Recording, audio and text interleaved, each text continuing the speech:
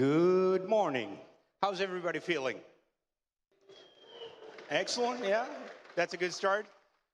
I wasn't at the party all the way to the end, but I got to see a few clips, and so I'm positively surprised that we have so many people already for our first talk. Then a short language class for myself. An milas aptaista elinika eko kazei ena iPhone parakallo epikoneste mazimu. So if you speak Greek fluently and have lost an iPhone, please contact Matthias. Matthias, please wave. There's an iPhone that has, again, this is assumption, you know, but it has a Greek screen lock. So there's one on your iPhone. If you talk Greek and have lost one, contact Matthias. Excellent.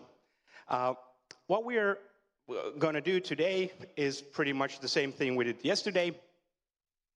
We're going to be looking at different sides of Ruby, and also lightning talks. Hope everybody got the message for those who are going to talk in the afternoon after lunch, and also the city talks will take place. Perfect. You look like we're ready to go. I'm happy. The first talk is reviews all the things which enable Ruby developers to use a secure programming language with easy package management in a supportive community. For the first talk, I give it to Adarsh Pandit. Adarsh, please.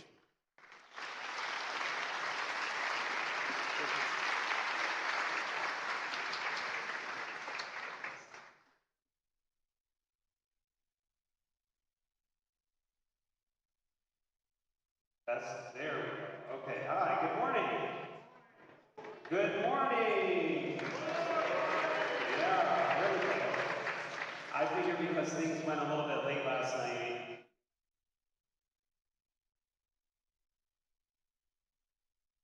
It to my talk, I'm honored to be here. I know some of you might be a little bit tired, so I appreciate you making the effort to come in. I left a little bit early, but I noticed that some of you are quite the dancers. I did not know that about our community. That's pretty cool. You're out here looking like the Finnish Prime Minister dancing around. It's great stuff. Well done.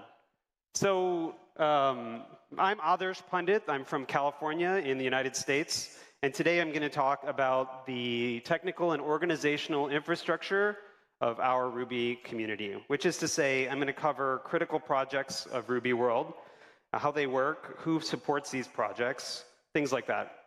Many people this week have been making reference to Ruby and Rails thriving for 100 years, and this is my guess at how we might be able to accomplish that.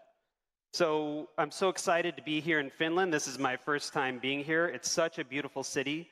It's really easy to get around, and the food is delicious. It's just been a great experience.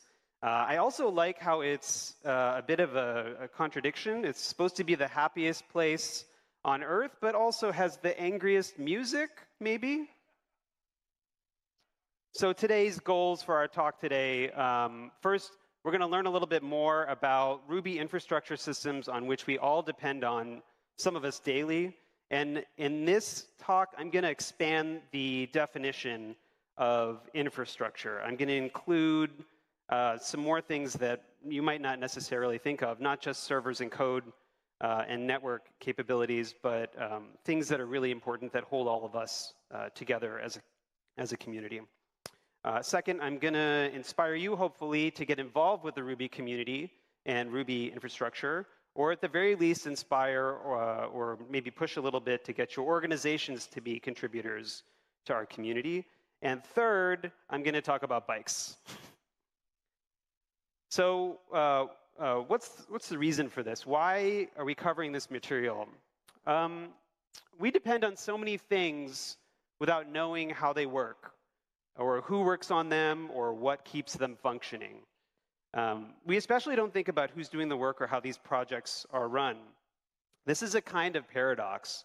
We don't need to care about what happens when we run bundle exec and we load our packages when we're doing our development, Because when the infrastructure is done properly, it feels invisible. It's like it always has been there and it always will be there. But everything comes to a screeching halt when things like that don't work. So that's why I feel like these are important things to talk about. And if you remember anything from my talk, this is really the point. I'm going to try and hit this several times, which is that someone has to build and maintain the infrastructure of our community, and it might be you. And also, someone has to pay for building and maintaining our infrastructure in our community, and that also might be you and your company. So a little bit about my work life. I'm a Ruby developer since 2011 and a consultant. I've been a director with Ruby Central and Ruby Together for 6 years. Ruby Central, some of you may have heard of it. It's a nonprofit which supports Ruby infrastructure. We organize RubyConf and RailsConf every year when we can, pandemic notwithstanding. And we also pay for a lot of our shared open source infrastructure, including Bundler and Ruby Gems. We support lots of other smaller projects, but those are really the main ones that we work on.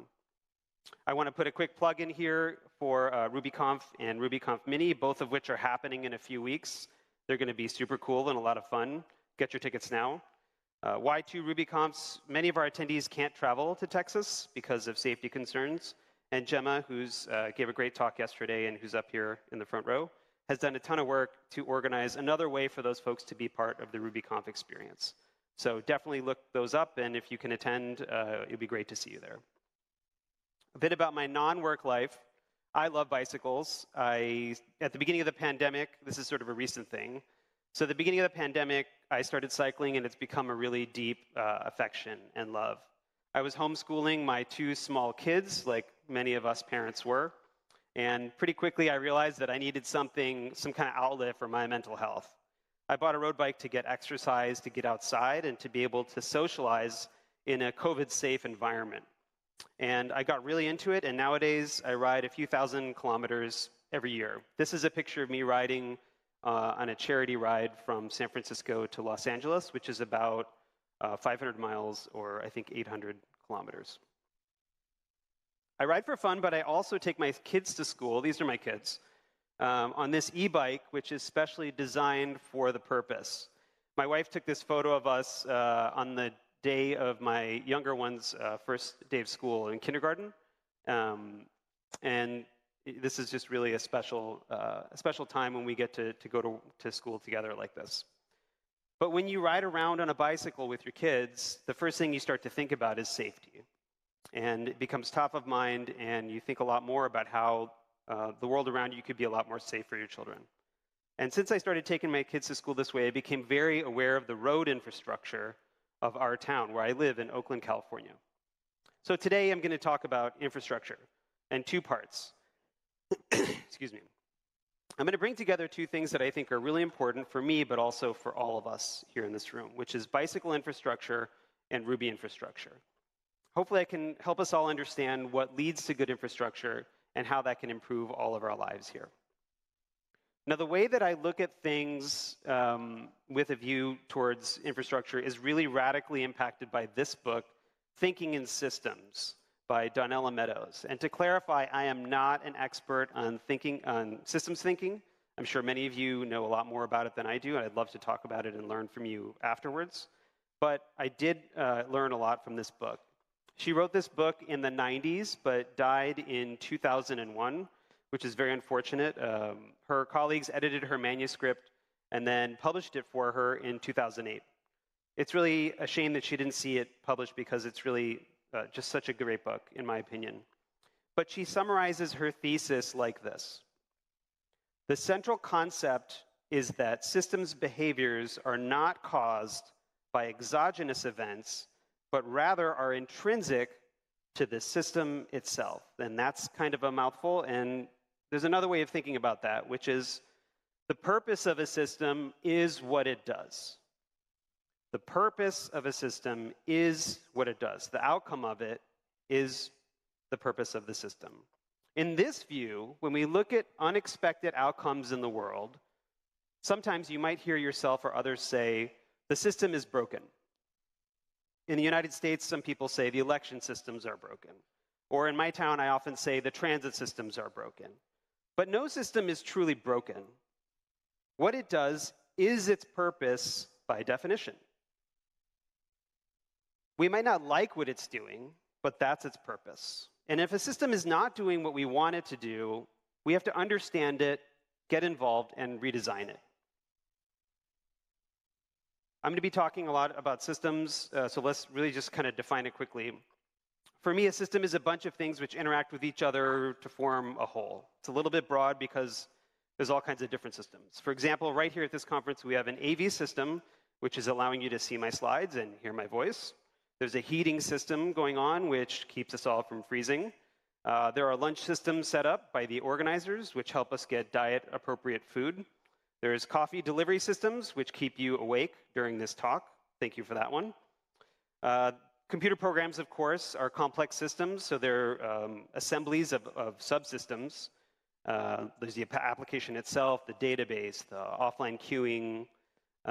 All of it works together toward one purpose. Let's look at some other examples. This is Oulu. I think I'm pronouncing that correctly. I'm sorry if I'm not. Oulu, Finland. This is about 600 kilometers north of us in central Finland. It's a town of about 200,000 people. And the temperatures are below freezing 6 months out of the year, even during the day. It's very cold. It is considered also to be the winter cycling capital of the world, and I want to tell you why. This is a protected bicycle and pedestrian path, part of a network of almost 900 kilometers of these paths. These paths are shared between cyclists and pedestrians. But the signs on the road, painted on the road here, are invisible once it snows. And the cyclists kept colliding with the pedestrians. And the city designers thought to themselves, how can we solve this problem?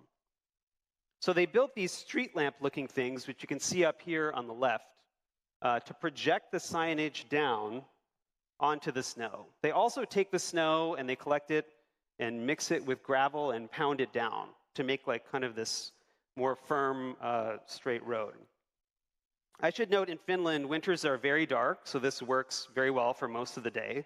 So in this town in January, for example, you get about 4 hours of daylight between 10 a.m. and 2 p.m. So then what is the purpose of this transportation system? We can look at the result of the system, which is that even though it's freezing for half of the year, 22% of all trips in this town are taken by bicycle, even despite the temperature, by people of all ages. This is a school in the same town. This school has 1,200 students. On this particular day, the high temperature was minus 17 C, or 1 degree Fahrenheit. When this picture was taken, 1,000 kids came to school on bicycles out of 1,200, which is over 80%. Imagine all the things that needed to be in place for this to happen safely, for all the parents in this town to let their kids ride their bikes to school.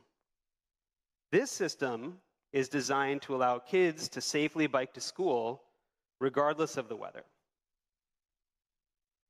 This is Tampere, another town in Finland. Again, I'm so sorry if I'm butchering these pronunciations.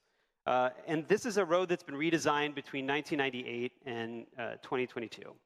And so let's examine some of the differences between these two pictures. So on the left, we see a lot of cars, and on the right, we see a lot of other things happening. And this looks a lot more like maybe what we see outside here in Finland today. So we see trams and tram tracks. We see a lack of cars. It's in fact very hard to see a car in this picture.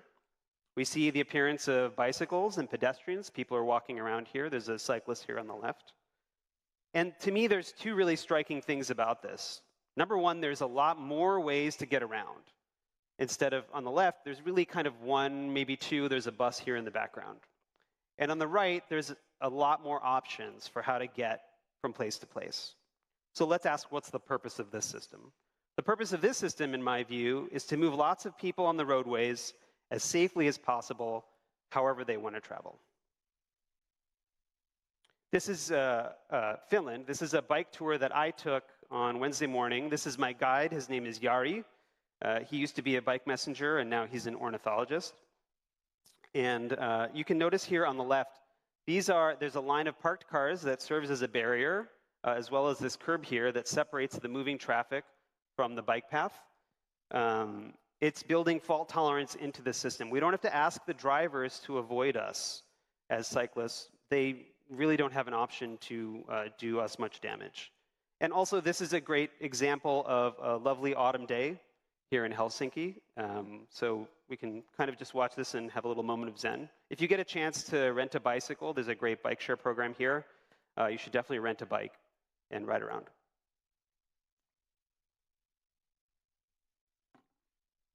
Excuse me. This is what biking is like where I live. This is Camino Pablo Road near my house in California. I very regularly ride on this road, and I don't think twice about it until I came here. The bike lane is this, let's see, I have a laser, this narrow strip of pavement right here. And you can, it's delineated by this kind of cracked white paint on that side there. The lane merging in off the right is an off-ramp from this freeway overpass. You can see the freeway is up there, and the exit ramp comes around, and then the cars come off this way onto this road. The angle of the lane is not designed for cars to slow down. They're coming off the freeway very quickly, and they continue to go very fast as they come onto this road and merge together. This is obviously very dangerous for cyclists. However, this system is not broken. It is not broken. It's doing exactly what it was designed to do, which is to allow cars to go as fast as possible. Actually, a funny thing happened while I was doing research and scrolling the internet. I was personally attacked by this meme. In fact, this looks almost identical to the road that I ride on very regularly, although it's even better than the one that I have. It's got better paint, and it's got a picture and a nice green lane there. So this was humbling. So what are the outcomes of these two systems? What's the result? Here in Finland, investment in the transportation systems, including transit, cycling, and even car infrastructure, has completely eliminated pedestrian and cyclist deaths. In 2019, for the first time, no pedestrians or cyclists died as a result of traffic accidents. In the US, we tolerate 850 bicycle deaths and 47,000 injuries a year. Those are 2019 numbers. It's definitely gone up.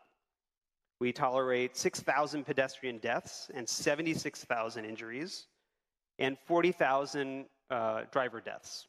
Most of those are drivers colliding with other drivers. 40,000 people. So the purpose of the Finnish transport system is to eliminate deaths as well as to get people to where they want to go, however they want to get there. What's the purpose of the US transit system? This is the impact of the lack of safe roads. And I put both of these together to contrast, for contrast. This is data, again, from 2019. This is per capita road deaths per 100,000 inhabitants. There are, of course, lots of factors at play here. I'm not going to list them all, but there's a lot going on here, and it is very striking. But to me, the different system purposes are pretty clear. In the US, the roads are designed to move cars quickly. And in Europe, the roads are designed to move people quickly and safely. But how did this come about? How did this difference arrive? How did Finland achieve such a different outcome than other countries? Why is the transportation system here so different? So I'm going to read this slide, even though everybody says you never do that. For the last 50 years, all fatal crashes and some non-fatal ones have triggered the formation of a multidisciplinary accident assessment panel. The panels are funded through revenue collected from auto insurance premiums, and their membership includes experts in traffic planning, human behavior, law enforcement, and healthcare. Following its investigation, each panel releases a public report with recommendations. Helsinki officials say that the findings regularly lead to policy changes, such as adjusting road geometry and changing traffic lights. So let's break down the pieces of this that are important. After a crash in Helsinki, a new group is created to investigate and look into the root causes. The people involved come from lots of different disciplines. They attack the problem from a lot of different angles. It is funded by the auto users, who are the source of the problem. And the results are public. And most importantly, the learnings are changed the results lead to change in the system. They apply the learnings. If this sounds familiar, by the way, this might sound a lot like a blameless postmortem that you might have experienced. By contrast, in the US, we do this kind of multidisciplinary investigation for airplane crashes, but not for car crashes. There is very little priority for making streets safer, either for the driver or the people outside the car. Mostly the government blames the driver. In 2013, they released this chart that said that 94% of crashes are due to drivers. This system avoids discussing how deadly cars can be by blaming the people driving them instead of poor road design. So why do the Finns have better streets and safer streets than in the United States? What leads to this difference? In my opinion, the difference is governance. For me, governance is how a system is managed. It's all the boring stuff. It's committees, reports, meetings, documentation, onboarding, research, and so on. But in this case, the boring stuff is saving lives. Okay, this is a Ruby conference. Why is this guy talking about cycling and street design? I believe the same things that make Finland one of the safest places to bicycle can also make our programming community flourish. Things like transparency and documentation, competent advisory boards, setting goals, aligning strategies, accountability, checks and balances, ethics and integrity, values, things like that. In short, all of these things that comprise governance. So let's look at the important parts of Ruby world and ask about governance.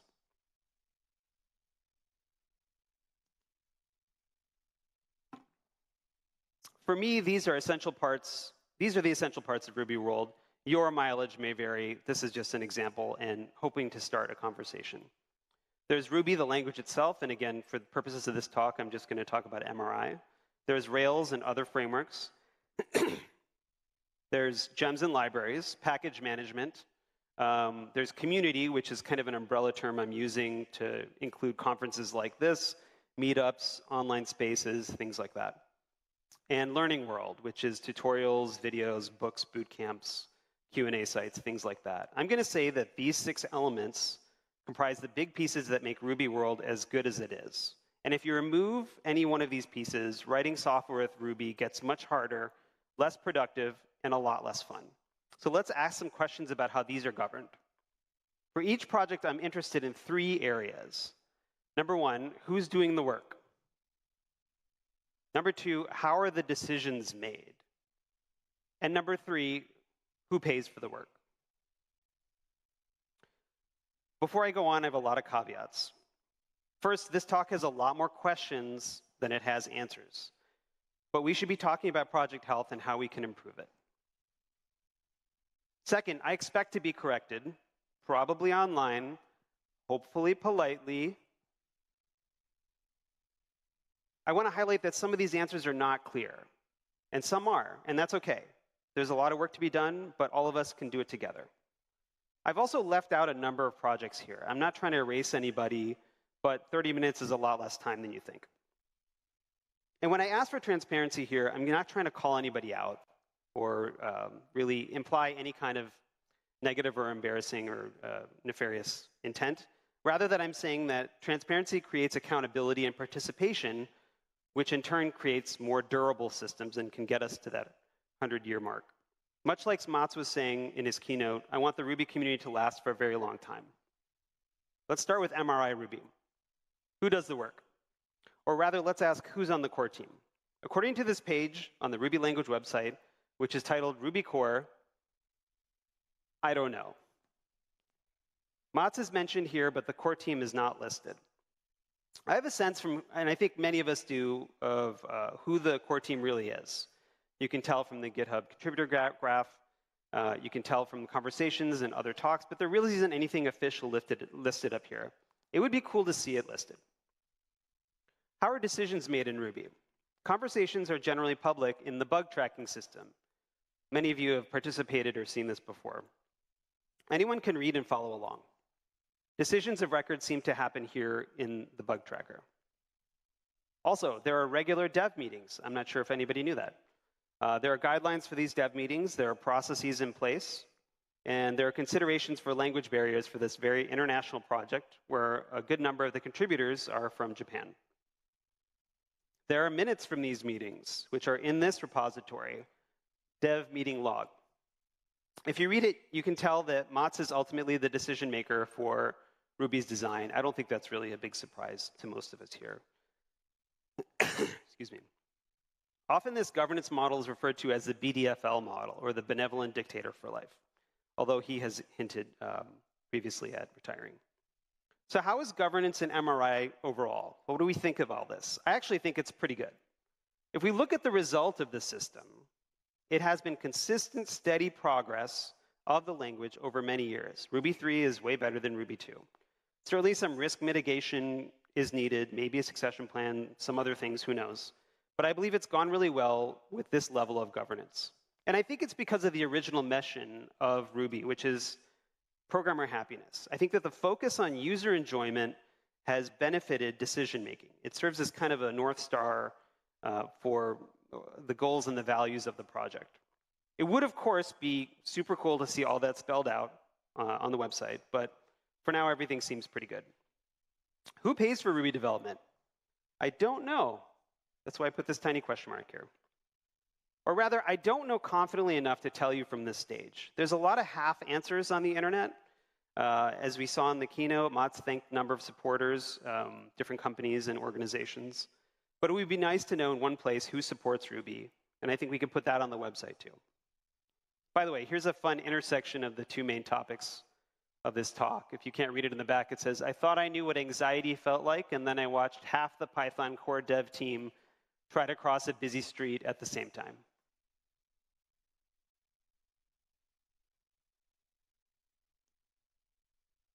Let's look at Rails real quick. Who does the work? The Rails team has done a really good job of laying out who works on the project and who the decision makers are. There's a defined hierarchy with 3 teams. There's the core team, the committer team, and the issues team. How can you become somebody who does the work? There's a really good guide for new contributors in Rails guides. Has anybody read this or participated in making it better? Raise your hand. Thank you. You should definitely check this out. I definitely recommend everybody look at it, even if you don't think you're going to contribute. How are decisions made? There's been a recent movement toward establishing formal governance in Rails. There was a blog post that was titled Rails Governance, which is great. And in May of last year, that's when this post was released by the Rails team. There's not a ton of detail in there, but it's a great start, and it does say this very important thing. No one person runs the show. It's a team effort, which is great to know. In my opinion, this is a huge step in the right direction, and it reduces a lot of risk. This past spring, core team member Eileen Ushatel gave a great talk at RailsConf. I was lucky enough to be there to watch it happen. It was hugely instructive and provided much more detail about governance than even in that post. This is a big step forward. She announced how people move between the teams, how contributions are evaluated, that there's a new public Discord server, so more transparency in the conversation. But especially she talked about the goal of making contributing to Rails easier for new people. Eileen deserves a ton of credit for advancing governance in Rails. And I think if you have a chance, you should definitely watch this talk. It's well worth your time. Who pays for Rails development? It seems like these companies pay for people to work on Rails, but this is not a complete list or an official list. This is just things that I've heard or maybe remember from the last 11 or 12 years of doing Ruby development. Companies like Spotify have been really generous in giving grants to us at Ruby Central to improve security. Support like that benefits everybody. Shopify, for example, understands that we all benefit from increased security. It helps the entire community. The Shopify folks have told us at Ruby Central, hey, do whatever you need. You guys know best. And they've been really great. And it's been super cool to work with them and have their support. We look forward to sharing some of those results in the future.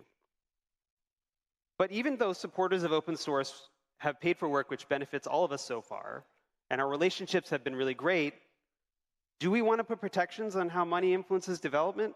If so, what does that look like? I don't really have any answers, but I think that these are important questions. And I also think, more importantly, that I think we should ask these questions before we have the problems instead of afterwards. And I will say this, given the recent governance in Rails and this trend, I have a lot of hope that these things will be worked out by us as a community. Let's talk about Bundler really quick, our package management system. Since it's near Halloween, I'm going to tell a quick spooky tale. Some of you may remember it. Back in 2013, in January, around the time that I started writing Ruby professionally, Ruby gems got hacked. Does anybody remember this? Raise your hand. How did this happen? This gem manifest got uploaded for a gem cleverly called exploit. It took advantage of a YAML execution vulnerability. And if you look at the code here, you can see what it does.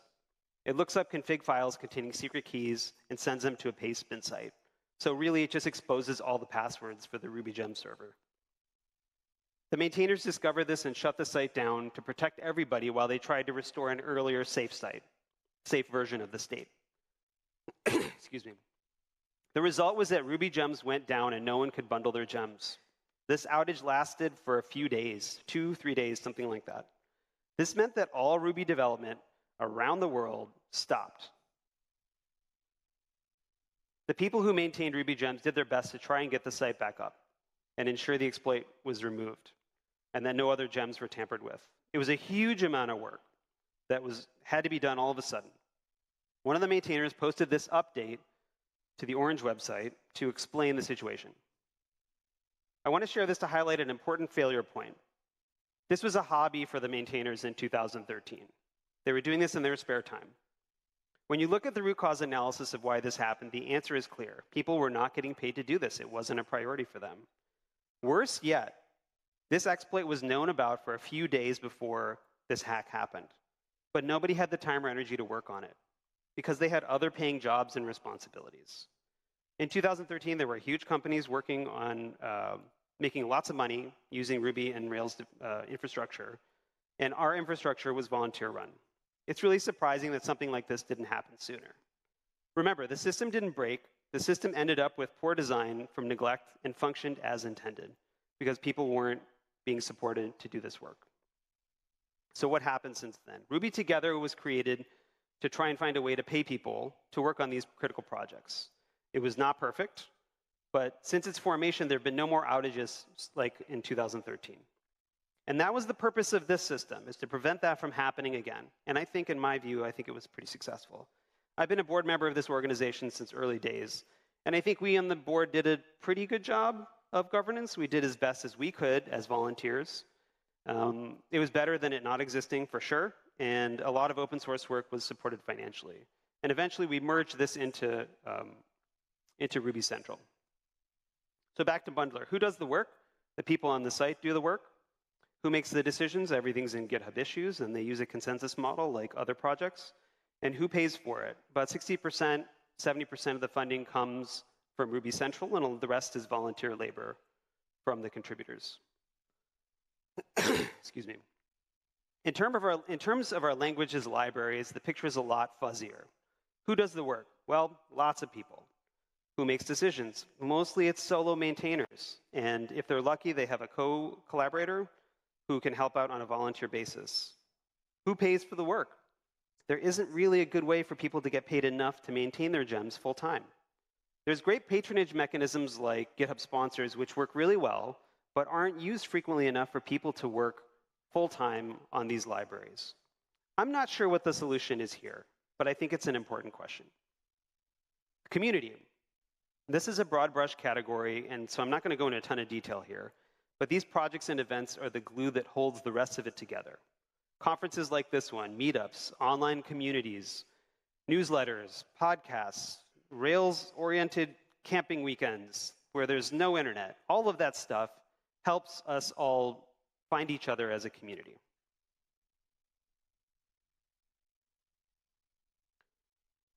And learning world. This looks a lot like the community world. Projects include things like tutorials, videos, books, boot camps, and Q&A sites. There's some money in it, but usually not enough to support yourself. You can advance your career and create a better professional stature, which maybe can help you get a better job. But in short, these projects are typically way too small for governance. How can we introduce governance into our work? We can do things like have regular meetings, take notes and share them, have an advisory board, make your project easy to join, get feedback, and think about the future. This is not a comprehensive list. This is just a place to start a conversation and some learning. Some of this sounds very boring, but it's a good path for getting to healthier projects in the future. The point I'm trying to drive home is this. We all happen to work in a wonderful programming community. I personally think so, and I don't think that all of us would be at this conference today if we all didn't believe the same thing. Our community exists as an intersection of a bunch of different systems. All of these systems are critical to a healthy programming community. My goal today is to point at these systems and to see them. And we should also ask, how do we keep these systems healthy? And my question for you is, I want you to ask yourself, what's my role in these systems? And what is my company's role? Maybe I'm wrong. Maybe governance is not the answer. But if you think so, get involved and show us what you think the right way might be. Mats was saying in the keynote that the only way for Ruby to thrive is for people to get involved. The Ruby community is a mature garden at this point, now in 2022. Many projects are stable, even boring. But it's worth asking how things might be better. And the only way it gets better is if we all pitch in a little, however we can. So in summary, infrastructure is very boring, but very important. We should all think about what makes Ruby World great and help out when we can. And good governance can help build strong infrastructure. Finally, as we have conversations like this about how to improve our community, I want to remember the words of Dr. Meadows. The scarcest resource is not oil, metals, clean air, capital, labor, or technology. It is our willingness to listen to each other and learn from each other and seek the truth rather than seek to be right. I hope I've done a little bit of that today. Thank you very much.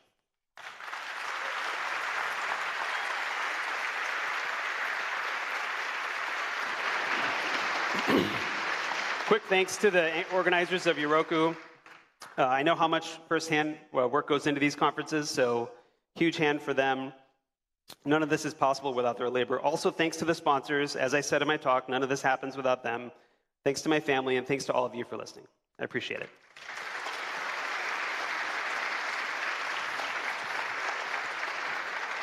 Adarsh, thank you so much. I'm not going to let you go yet, because when listening to your talk, it was kind of eye-opening. We had a short discussion before about the way Finnish infrastructure works, and especially biking. And for someone, I was born and raised in Helsinki. We don't get as much snow, or it doesn't get as cold as in Oulu up north. But still, when you live here, you tend to think it's normal that like kids in 10 years of age, they bike to school every day. And only when someone points it out, coming from California, you go like, interesting. What makes that possible? So amazing. And also, what you mentioned about the accident assessment panel, I think that's something very Northern European, that every time there's an accident, there's this serious-looking person who, by the way, in Finland, when officials do the public announcements, there's not a cadre of officials behind them being like, yes, yes. But they actually come and very often they speak in plain Finnish and explain what did they found in that case. So absolutely. Great points. I went and Googled the book Thinking in Systems. It has rave reviews in Amazon. Cool. And I'm going to let you tell us more. Why should we read it? Oh, that's a tough one. I think it's really a little bit about how for me, and I think for other people who recommend that book to me, reading that book helps me see the world differently. Like I was saying, this room is filled with all kinds of different systems, and we ignore a lot of them, or we don't think about them, but they all interconnect. This AV system, this mic that I'm working, is dependent on the electrical system, which is probably dependent on the architectural system, which is dependent upon 5 or 10 other things. And it's like you start to see the matrix a little bit, like you start to see all of these things interacting, and how fragile they are. That's the other thing that I think I got out of that, is that all of these things that we depend on are actually really brittle. And when they fail, we think that it's maybe something simple, but it's really all of these things working together in concert. Yeah, and it's actually somebody asked me yesterday about the history of the building we're right now. It was built in 1908 by the early labor unions. So this is actually a labor union house where they met. So interesting. What were the systems that brought us there? Yeah. Hey, quite a few questions. So let's go there. In terms of governance, which other communities do you admire the most? Ooh, I had cut this from my talk for length, but luckily I had these slides ready. Because I was curious to know, how do other communities do it? And many, again, a lot of these projects are volunteer run, and so it's not really clear, a lot of people don't have time to put into all of these meetings and notes and, decisions and so forth. But there are two that I wanted to highlight. One is Rust, and I really love this. And by the way, this is the Rust homepage. Rust is one of the only programming language websites, and I emphasize websites because I think that's an important official document, that has a top-level governance menu item. And look how big they put it. This was really so beautiful when I saw it. I was so excited. And their process, they outline how they make changes, which is kind of an RFC process. And they also have a roadmap, which I think is unique for a lot of technical projects. They try and say, these are the things we're thinking about in the next year. I have no idea how well any of this works, but I can tell you that this is important to them. And then another one, as Mats mentioned in the keynote in Python, a few years ago, Guido van Rossum was the BDFL for Python, and then he very abruptly resigned. He posted this to the listserv one day in 2018, and the key line here is right here at the bottom. And you will all be on your own. Just out of nowhere, he's like, I'm out. So this surprised a lot of people. So the core team got together, and they decided that they wanted to they had to figure out what to do. So they set up a small steering council, which designed their own governance. And they have a kind of modified RFC system called the PEP system, where they propose changes and discuss it.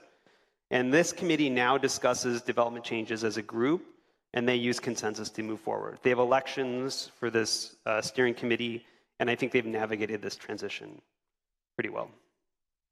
So that's my answer to that question. Excellent.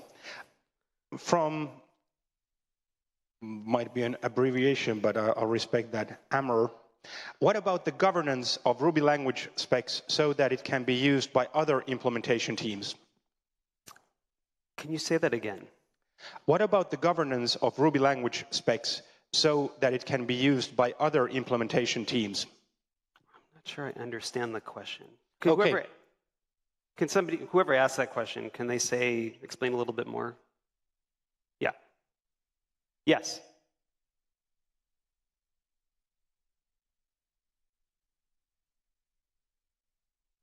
Oh, so I think the question was the specification of the language for MRI, how can other Rubies use that, like Truffle Ruby and so on?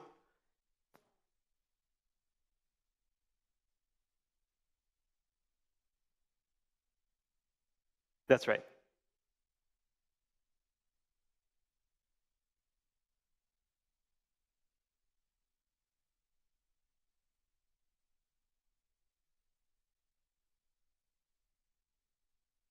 Yeah, so the question is, there's other implementations of Ruby, not just MRI. How can they maybe share some governance and learnings? I think that's a great question, and I don't really have a great answer to that. I think that a lot of this comes down to communication. I have this Homer Simpson quote that I've changed, which I like, which is that communication is the cause of and solution to all of life's problems. So I think that all those teams could get together and talk about it. And how to do a better job as a group. Let's talk about money. What is the best current way for companies to monetarily support Bundler and other core tools? Ruby Together? Yeah, so Ruby Together exists now as a project inside Ruby Central. We do, I'd say, at Ruby Central, we have received some unsolicited support from different organizations and in some cases governments who want to support open source software. As I mentioned, Shopify, we had a great deal with them recently. I think that's probably a good way. I feel weird saying that as a director of Ruby Central, to be out here soliciting, but that is one venue. In fact, I think we in Ruby Central have been figuring out our own governance. We've just hired a new executive director and are putting our own formalisms in place. And I think that we have not been very prepared to take in a lot of support and money previous to now, but we have a lot better structure this year and going into next year. So certainly, we would love to talk about that if somebody's interested in supporting these teams. I'm sure there are other ways too, but maybe that's a good conversation for the hallway. And I'll make an exception. I'll allow a comment. Your storytelling skills are incredible. Loved how you went from Finland's bike system to Ruby infrastructure. Thank you. Adarsh.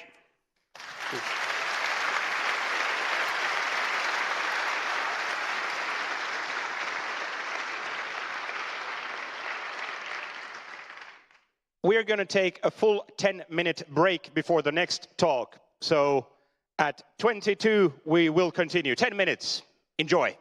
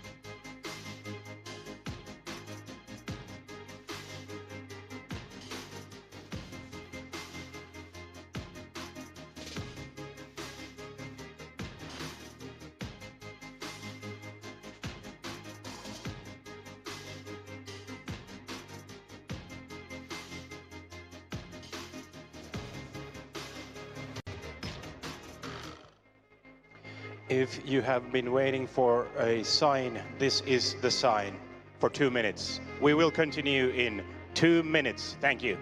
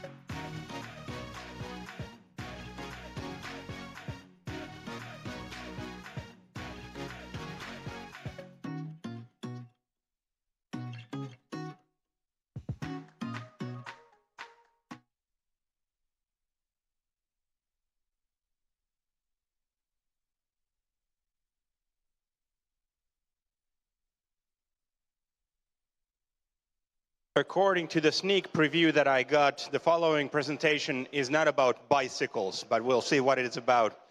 However, after Vesa's talk, if you are giving a lightning talk or you're pitching a city, after Vesa's talk, please come to the in front of the venue and we'll huddle up. So if you're giving a lightning talk, you got notified, and if you are pitching a city for Euruko, so after Vesa's talk, please come in front of the stage. I will repeat that after the talk.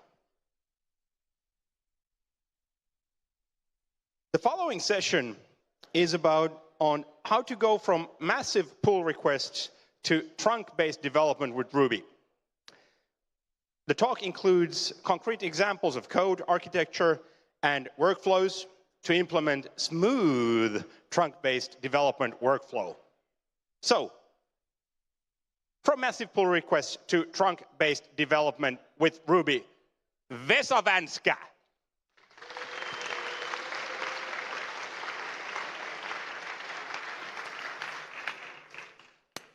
Thank you. So, massive pull request, trunk-based development, and Ruby. So this talk started with the pain of long-lived branches. So, like, branches diverged from the main, horrible to merge, and code reviews, like, not being that good quality. Like, small pull request is easy to review, and then when it gets large enough, then you lose the motivation to do it. And for context, where I developed this pain, so I'm Vesa Vänskä, Rubyist for 15 years, web enthusiast since 10 years old, and I work for Kisko Labs. And we are a software agency building new products from scratch for our clients, but with our own team. So kind of like consulting with a product house approach, and quite small team, so not like hundreds of developers. And how did the brand merging get so painful? And at least for me, it was really Git. And I used to use Git back in the day, like install it on my own server, but then truly it was this service, GitHub, that truly introduced it, and it used to look like this approximately back in the day when I started doing branches. And actually, I figured out that there's an open API for GitHub where you can get the date when your account was created. So mine was 2008, so you can just replace your username and see when you started using it. And I actually noticed that I joined GitHub 1 week before David Heinemar Hansson, so maybe so maybe David wasn't reading Hacker News as eagerly as me, so it was 2008, March 10th, and mine was 3rd. And like, so with the GitHub, we got the GitHub flow, and like before Git, at least I used to use Subversion, where you really didn't do any branches because they were like super heavy to do, and then like if you did branches, they were like very long-living branches, like took like months to do. Like otherwise, you wouldn't want to do branches because they were so heavy to do. But then Git made branches cheap to create, and then GitHub introduced the whole pull request flow. So I guess everyone is used to this through GitHub or GitLab or Bitbucket or any service you use to share your code. So create a feature branch, then add commits there. Then when you think it's ready to be viewed by other developers in the team, you open a pull request, then discuss and review the commits, and then hopefully at some point merge and deploy. But what often happens is that this part here takes weeks easily if you're not careful, if you don't put the kind of like energy into keeping the branches short-lived. And then I bumped into trunk-based development, and kind of like the points shared about trunk-based development felt that like, hey, this could maybe help with my pains. Like, can I have a show of hands? Who has heard about trunk-based development before? It's maybe half, I would say, so quite a few. So in a nutshell, trunk-based development it's mostly related to source control, branching, really, but also a collaboration model. So relates to continuous integration very much, but focused on the source control. So collaboration happens in trunk, aka master, aka main, and on top of the trunk there are no long-lived branches. And idea being that branches are good, but long-lived branches are a big no-no, and then trying to resist the pressure to let the branches live for a long time, and then of course avoid the merge hell. So this is the scaled trunk-based development that also has the feature branches. So each committer, so we have the trunk there, then we are making these short-lived feature branches, like hours to a week maximum of lifetime, and then they flow through the pull request style code review, and then get merged to the trunk, and then releases to different environments are done from the trunk. And then there is the non-scaled style of doing it, where there are no feature branches. So you just like push straight to trunk. And this is the model many kind of like trunk-based development enthusiasts try to push that like, no pull requests. You go straight to trunk and release from there. And then if we look here, there are like just single releases. So there's the caveat that this talk is about services. So I'm really much a web guy, and I've never worked on software that is like printed on DVDs and shipped to stores and so on.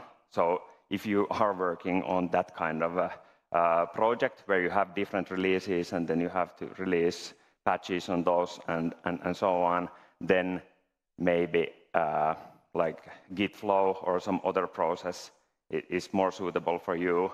But for a service that has like one live version in production, this talk is really concentrating on those kinds of products. And then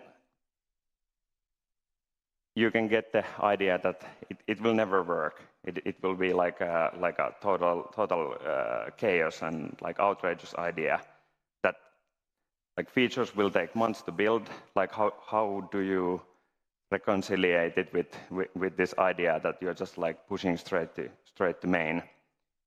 Or broken code will go to production all the time. Like how could you like keep it running with this style? Or we're not Google, so like we heard yesterday that Google's SRE book is a great resource, but like we're not Google, so does these things really apply to us? And no solution for you. But let's dig into this. So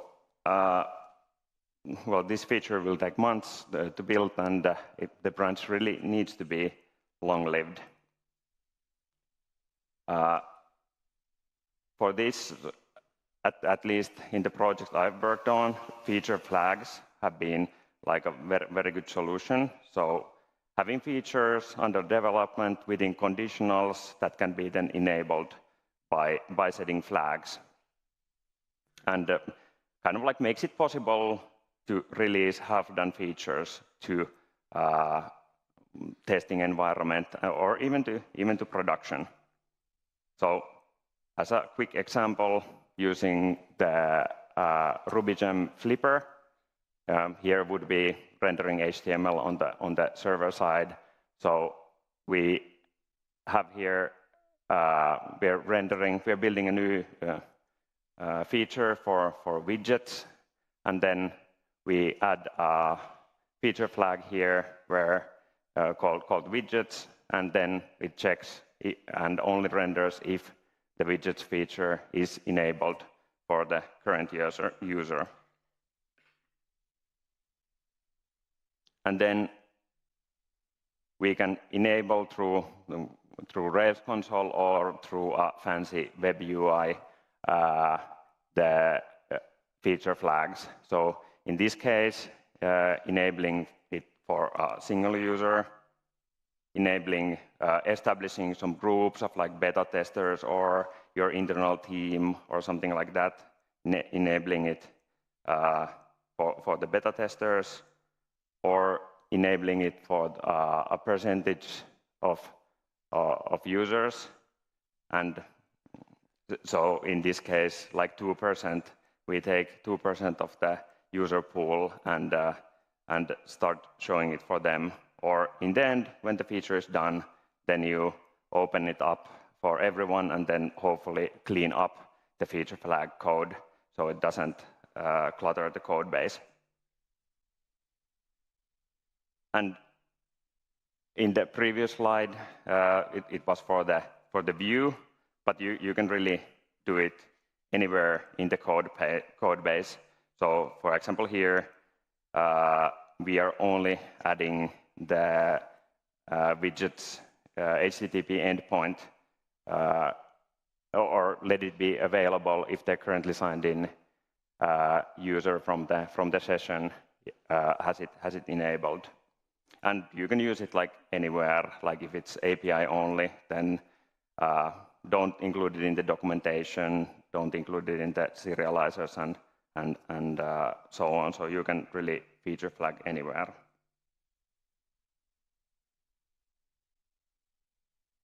And then this broken code will go to production all the time.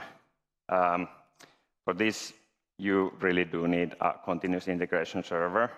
And I feel that like this is very common practice. Maybe we can have a show of hands. Like, do you use with your main project continuous integration server? I would say like not everyone, but most. And this is like a prerequisite for trunk-based development, because otherwise, like when somebody pushes the trunk, you need to have a continuous integration server that runs your automated tests. So you also need the automated tests there written and then blocks the release process if the build is not green. But really, if you're not using continuous integration server, and even if you wouldn't be at all interested in the trunk-based development, I would still look into it, especially with Ruby and Rails. I think the barrier is quite low. Like if you've never done it, then of course there's like many things to learn, but still getting started with all the different services these days, it's like so much easier than it was 10 years ago to get started with this. Like for example, source code platforms like the GitHubs and Bitbuckets and GitLabs, they all have platforms for CI, and then all the cloud hosting platforms, AWS, Google's cloud platform, Azure, they all have their solutions, and they're quite easy to get started. But okay, so we have the continuous integration server, but then also I would challenge that at least what I've seen, people should more spend time on the monitoring, so maybe a little bit less energy on reviewing changes and fighting with the long-lived PRs and trying to make everything perfect, and have more kind of like effort on getting visibility on what is actually happening in production. So like error monitoring is also, I would say, like you just have to have it, otherwise you don't have any visibility. But then also other kinds of monitoring, so that you know what is actually happening with the users of the software. And for that, I would suggest looking into active support notifications. So this is like an instrumentation API for Ruby, and Rails publishes all the different metrics using this API. So like when you're running Rails and you see stuff happening in the logs, that goes through the active support notification channel. So here are a couple of examples. So we can run code within a block. So here we're manufacturing a widget, and we add the widget ID as a metadata to that, and then we would run the code here, and then we would subscribe to the different events, and you can do pattern matching and so on, and push the event to some kind of monitoring solution. Or if we have failures, we could also just do single events without the block form. But so here we have the name, starting time, finishing time, ID of the notification, and then the payload has the widget ID. And then after we have the subscription running, then we can put it to many different places, and like you mentioned in the SRE talk, there are so many different platforms, from small products to huge ones. And I encourage so here, this is the AWS one. So easiest way probably with this is to write to the AWS CloudWatch logs and then set up these different charts to look at for specific events, so that then you know if there's, you can always come to your dashboard and see like what's happening with your service. And it's really not that much work to get this increased visibility for your team.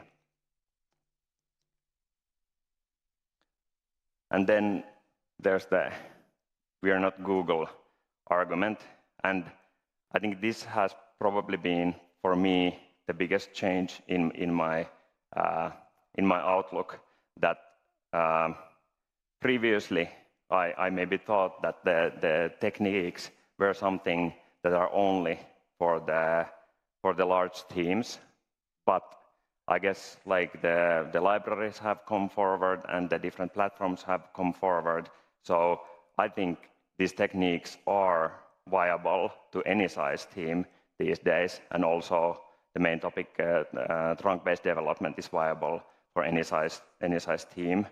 And also, like Matt mentioned, productivity is a big kind of like focus for Ruby, and I think Ruby is one of the best languages to apply these techniques in.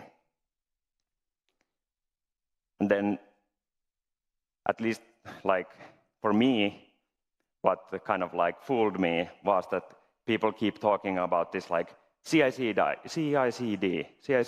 It's this like monolith of a thing, and I think it should be maybe more like continuous integration, and then you do it, and that's like a great thing, and maybe possibly at some point you do continuous delivery. Like the continuous delivery people who advocate it, they're saying that like, oh, it's so great, and it's not that hard. But at least to me, like the continuous delivery, so continuous integration, everybody integrates their work all the time to the same common trunk, and then continuous delivery releases going out automatically when continuous integration is happening. And I feel that there's like very big gap between these two, that you can very happily develop software with continuous integration and it will solve a lot of your problems, but then making the leap to continuous delivery is quite large, and you shouldn't be kind of like fooled into the idea that like either you do this like CI/CD pipeline, the whole big thing, or you do nothing. You can actually like pick the things that help you. And in general, like when you think like, oh, what should I do? I think, well, here's the quote: "Any improvements made anywhere besides the bottleneck are an illusion." So it's from Dr. Goldratt, who's this kind of lean manufacturing guru. But oh, okay, I'm here. That you need to figure out the bottlenecks of your own team, and then maybe like read about the techniques or like the techniques you heard here, and then apply the ones that fit you. Because like you have the pipeline, and if you optimize other parts of the pipeline than the ones where you have issues, then nothing will happen. You will get discouraged, and then you're just like, oh, like trunk-based development is horrible. Like, didn't do anything good for me, and probably doesn't do for anyone else. So if you don't have this issue of long-living pull requests, then maybe you don't have to do anything. Just rock and roll and have fun with your team. But then when you bump into the issues, you know that there is this kind of like thinking about what to do. And for example, the Rails Grande Jefe thinks that large, long-running pull requests are great. And I hope his team also agrees with him. But well, his point being that doing the review for the pull request where you can barely see the browser scroll bar is actually like a good thing, and you get like a very holistic view and so on. So it's not necessarily bad. But I was thinking like trying to figure out like is it really a problem on a larger scale? And there's this State of DevOps report and DORA metrics, which stands for DevOps Research and Assessment Team. So like maybe another show of hands, who have bumped into State of DevOps the report or DORA metrics? Okay, so not that many, maybe like 1/10. So I quickly go through this, or maybe like the State of DevOps survey is this big survey, and it has like tens of thousands of replicants every year, different size of organizations, and then they produce white papers, and they've written multiple books about the survey results and so on. And then these DORA metrics are like one of the fruit of the survey. And the idea is that they ask questions about like 200 different subjects, and then they've done analyses, and they think that these 4 metrics are the 4 ones which you should pay most attention to, because optimizing these metrics will help you reach kind of like the other things. So instead of kind of like being a measure, are you using like source control or not? Are you using CI or not? Are you using this and that? Just optimizing these metrics will guide you towards the like right tools. So the metrics are deployment frequency, so how often organization or a team successfully releases to production, lead time for changes, so the amount of time it takes a commit to get into production. So when somebody is developing and then they do the commit and they push it, how long does it take to reach production? Then change failure rate, which is the percentage of deployments that cause a failure or outage in production, and then time to restore service, so how long it takes a team to recover from these failures in production. And well, I don't know, like when I'm thinking about this, at least for me, trunk-based development could be, or it's at least quite directly related to these metrics, or it does affect these at least in some way. And then I've read the survey results before, but now when preparing for the talk, I checked the results, and then initially I was like a little bit surprised, and then a little bit kind of like, oh, like, is this really the state we are in, kind of like our industry? And then like, I don't know, like some people live this way like every day. So it was kind of like an emotional roller coaster for me. So they divided to tens of thousands of replies, and then they divide those into low, medium, and high. They used to have elite back in the day, but they removed it. I don't know. I guess we don't have elite organizations anymore. But for deployment frequency, if you deploy once per month to production, you're medium tier. And then for lead time changes, if a commit takes a month to reach production, you're medium tier. So you're doing like quite well. Like from the point where somebody pushes a commit, it reaching production in 1 month. That's like good medium. Then time to recover service. Your service goes down, taking a couple of days to get it back up. That's like okay. And change failure rate. If every 5th release to production causes service outage, you're medium tier. And I guess you being here probably puts you already quite high. You're like interested in even though you maybe not have heard of these DORA metrics, you're interested in having a quality service. But at least to me, this sounded like the state of the industry is such that these kinds of techniques could maybe be valuable.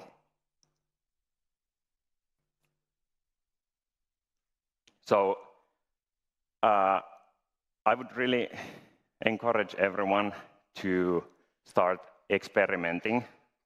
And when I say experimenting, I mean that like doing single step at a time, not kind of this like, oh, there's a new methodology. I'm gonna take the methodology and change everything, have like cancel all the old meetings, do everything differently, but take like a small bit, like first figure out the bottleneck, then see that like, hey, like at least this is advertised that this could help my team with this, and then implement that.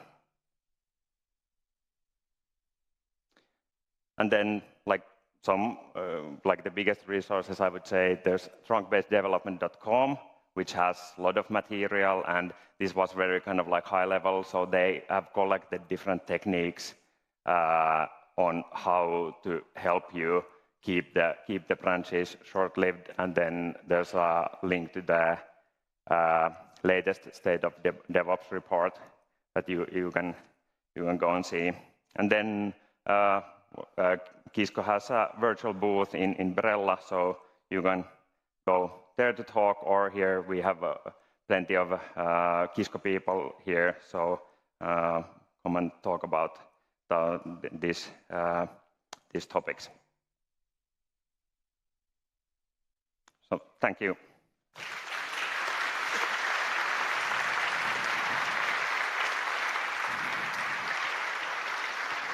Thanks, Vesa. It's a great reminder always, like it's kind of no news, but improvement takes place always at the bottlenecks, but it's a good thing to remember. Plenty of questions, okay. So let's go. What is your process for cleaning up obsolete feature flags, e.g. when making a feature available for everybody?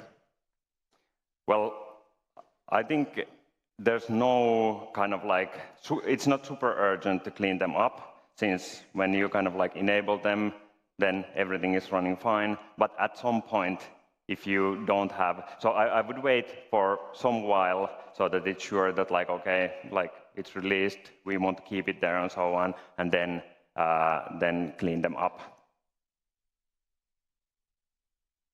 How do you tackle long-running work which can be put behind a feature flag, like a breaking Ruby Rails/Rails upgrade? Well, usually in those cases, I don't know if I think we've done sometimes with the big, when you need to upgrade Rails or Ruby, have it so that you can boot it in both modes and then run both nodes. And in general also, I think building kind of like new version on the side is totally like valid tactic. So not trying to turn something that looks like A and then turn it into B, but having the A running and then just like build a new B and then swap them. So not trying to modify the existing thing, but building a totally new thing on the side, and switching can be a good way to kind of like tackle these like huge changes that need to happen. But of course, like sometimes it just might not be feasible. That is totally possible. Thank you. For large features deployed strongly linked to existing code, how do you avoid that your code gets cluttered with endless conditionals when using feature flags? Well, I guess it's the cleaning up part, and really like I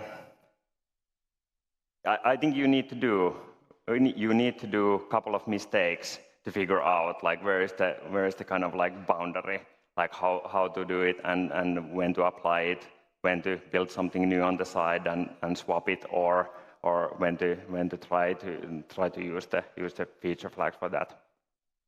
And now we go from we're not Google to we're Google level things. From Manuel, how to handle the overhead of hundreds of developers introducing feature flags in dozens of projects? I don't know. Thank you. He's a Finn. I was thinking that like I'm here and then like the build kite people are here and Shopify people are here and like I'm sorry this talk wasn't for you. I think you probably have everything like so well and you have an infrastructure team and SRE team and so on that it must be like a wonderland, but this was maybe for us like poor little people who who don't have this.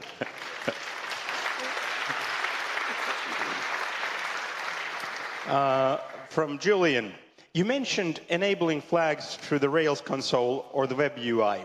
How would you monitor / log that so that other devs know what is live for whom? Migrations? Yeah, you can have like a change log or kind of like keep that as part of your process if you do any kind of like deployment calendar thing. Then having the enabling of the feature flags there, but it's I don't think there is kind of like some consensus that like this is the way to do it in all the teams. So it's kind of like depending on like how many feature flags you have, how big the team is, how many teams you have, and so on. So at least I can't give kind of like a clear answer how to solve that. Thanks. How do you make it possible for your testers to test only a specific new feature? Well, you would enable it for the testers, and also depends like how do you run your test environments. So do you have like different QI environments and so on? So for those, it could be that you always have all the feature flags enabled, but yeah, depends very much on the environment. How does trunk-based development work with projects that are worked on by a large number of developers at the same time? Well,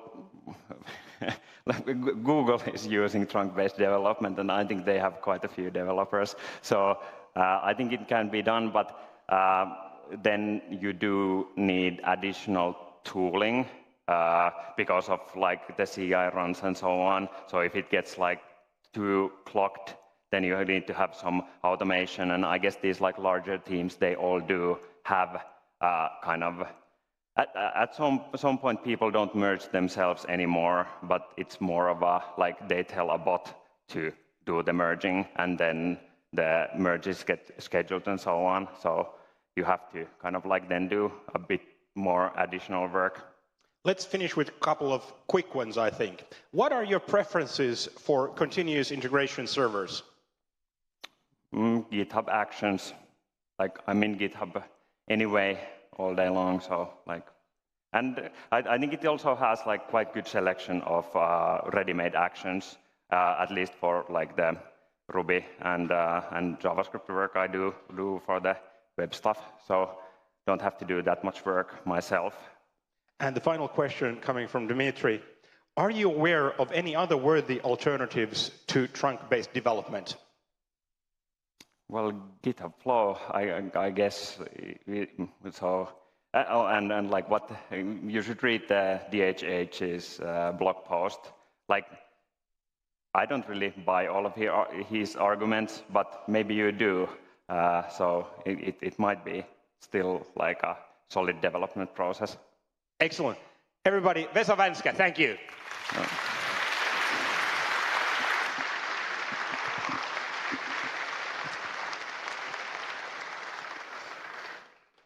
It's exactly 12 o'clock, so please use the same area for lunch that you used yesterday. And if you're giving a lightning talk or you're pitching a city, please approach the bench right now. Thank you. Enjoy your lunch.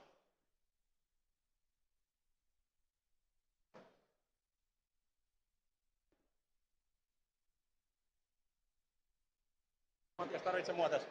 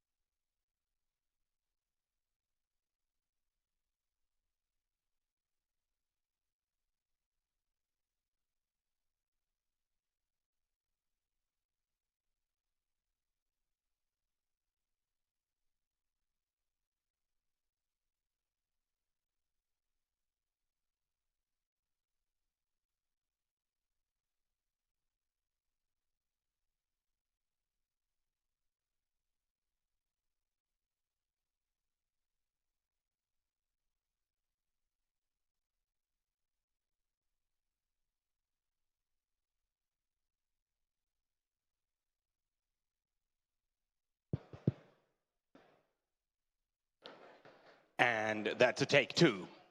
The sound you just heard is essential to our lightning talks. Because although it's always great to have people for lightning talks, that's 5 minutes. We have 4 lightning talks.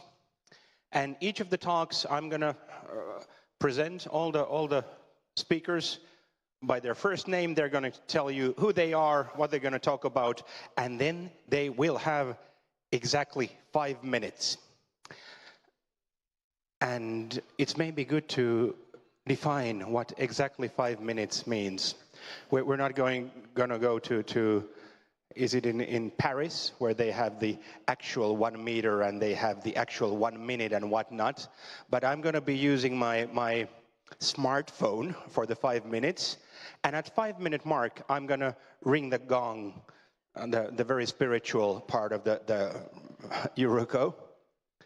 And then the speakers have 15 seconds to finish up what they were saying. After that, I will walk onto the stage and I will do the Oscar Academy Awards. I don't care if you're thanking your mother and the Academy and whatnot, I am gonna stop you. This is part of me being the servant of the participants, so we're going to stick to 5 minutes. Obviously, we're going to make sure that people get their laptops connected, and the 5 minutes starts from the point when they have told who they are, what are they going to talk, then we have 5 minutes. We will start with Renato, and then we will have Monish, Hans, and Hanna to finalize this. Are you excited? Absolutely. I'm going to grab all my belongings, and Renato, you're good to go. Great big applause.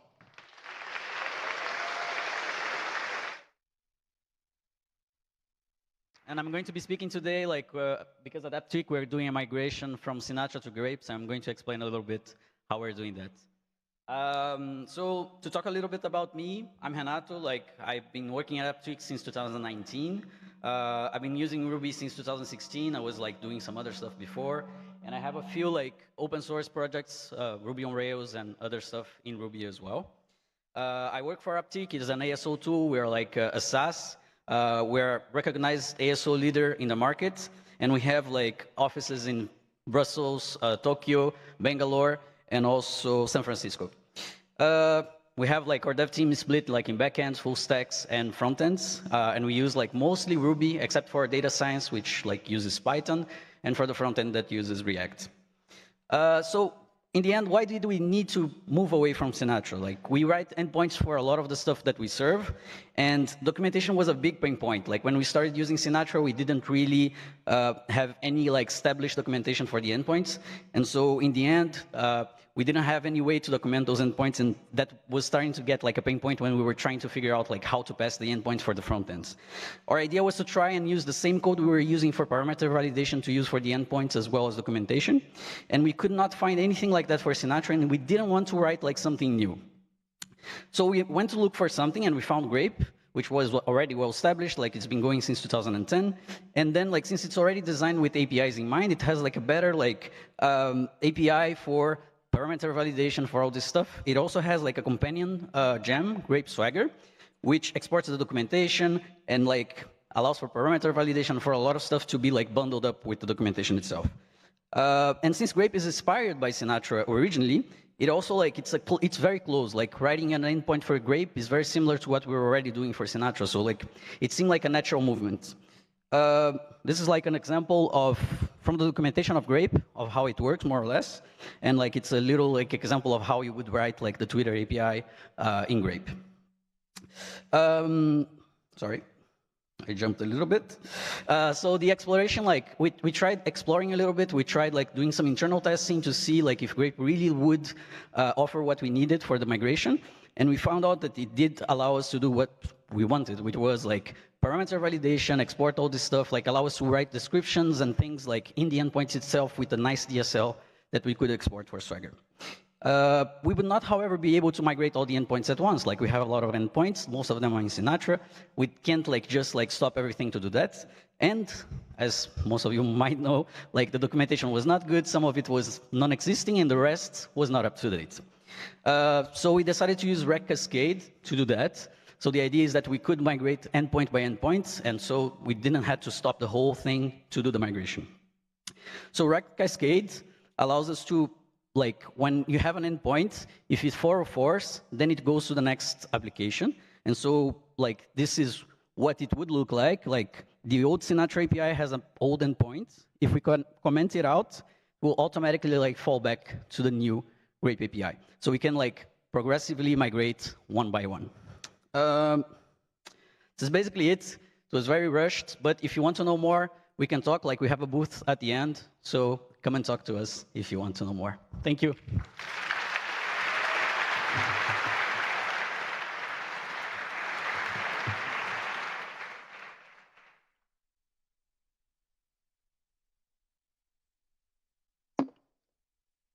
Thank you so much, Renato. Our gong is not disappointed, even if it wasn't used on the first round. I can sense the energy. They're ready to be of service in the near future in the next talks. Hello, everyone. My name is Monish. Just waiting for the slides to load.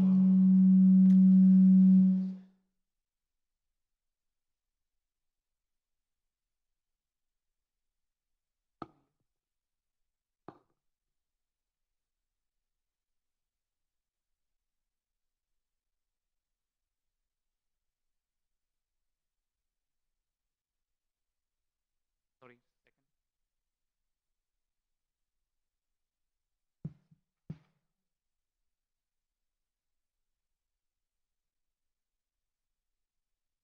All right.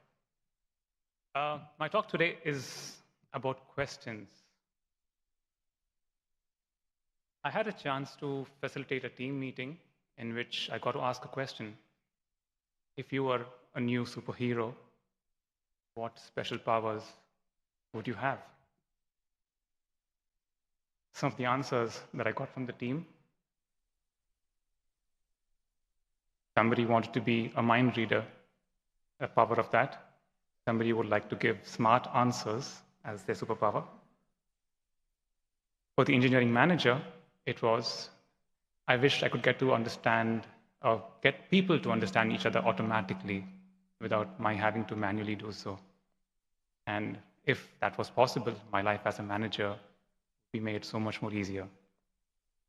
Another engineer answered, I would love the power to work more collaboratively with my team members, understand people better and the way they work, and if I can, use my powers to get rid of poverty. Now, towards the end of the meeting, this was the feedback that was shared by the manager. He loved the meeting, and he found the answers in the meeting to be very wholesome. Now, for me, as somebody who got a chance to facilitate it, it got me wondering what actually happened in the meeting that made him feel so, and what was it in the questions and the answers that made him think about it in this way. Fundamentally, an icebreaker is just a question, and that was a question that I was asking in a stand-up meeting. Let's see what Albert Einstein says about questions. According to him, it's not about finding answers. Questions are about solving problems. I did some more research on this, and I found by a Danish philosopher called Pia Lauritsen. She's done 20 years of research on questions and answers. And here are some thought-provoking quotes from her book of questions. Our relationship with the use of questions are expressions of our culture. The technology of a question is the fact it forces the issue at hand to reveal itself in a certain manner. Let's see how. If I go back to the answers of the manager and the engineer 3, they both actually talk in a way about communication being a problem in the team. And Communication is something which can make or break teams, and yet it's an underrated skill, and it's not talked about enough in the software industry. But yet, this question revealed that in some way.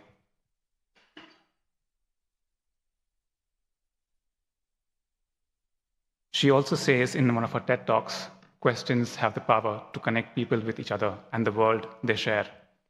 And the road from ignorance to knowledge travels through questions. The original stand-up question was actually something created by this person called Burr Flynn. Sorry if I'm not pronouncing it correctly. She works at a company called Equal Experts. And she made a pack of cards of questions. This is the actual pack of cards. I can just show it to you afterwards if you'd like to know more. She made these questions to be safe, non-invasive, and fun. And turns out questions are a way to work towards a shared purpose. The reason why I thought of giving this talk today is because we don't talk about communication much, but turns out even asking a light-hearted question can reveal so much in a team. And where can I ask this in a work setting? Well, in a stand-up meeting with maybe 15 minutes and maybe 6 team members, if even you have 1 minute per person, they can talk about their status update as well as maybe answer a question. You can also propose time boxing these questions. You can ask these questions even in retrospectives and refinement meetings and etc., other meetings as well. And if you don't like answering a question, you can just simply say pass. One of my personal realizations with asking questions is it helps to get to know team members better, and that builds trust, and that eventually builds psychological safety, something that all of us care about, to feel more safe at the workplace where we work. And it was fascinating for me that how one question revealed so much about the team and the manager and what was on his mind and what was similarly on the mind of an engineer. And yeah, it just made me appreciate questions even more. And you can find these questions in the link in the slides. That's it about me. And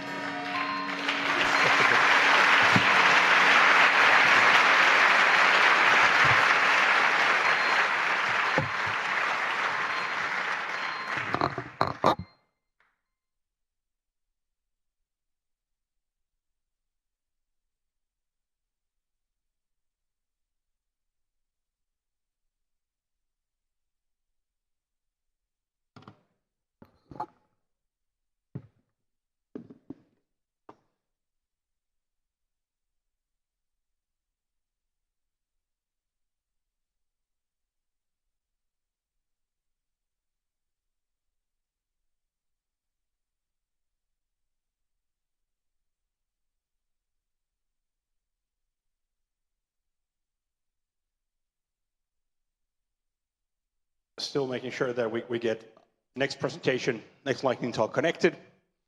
But already at this point, looking at is there any time enough questions to build the trust and so on? So great topics. Are we all set?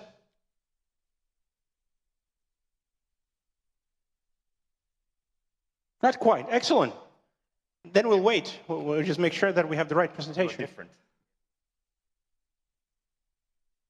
I think it's suitable to the lightning talks is that whenever you're on stage and something happens, it is the way it is. It's the beauty of live events. Round 2, we're set. Hans, you're good to go. Thank you.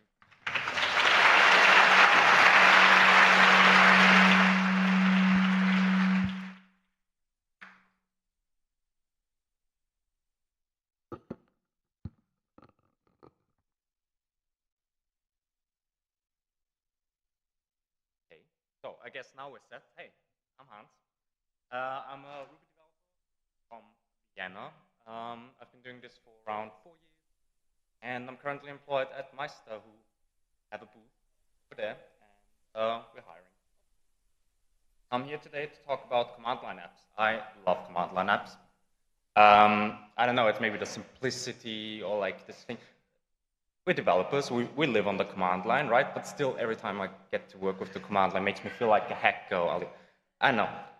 One command line app that we, or most of us most likely, interact with on a daily basis is the Rails command line app, right? We know these, generate scaffold, and so on.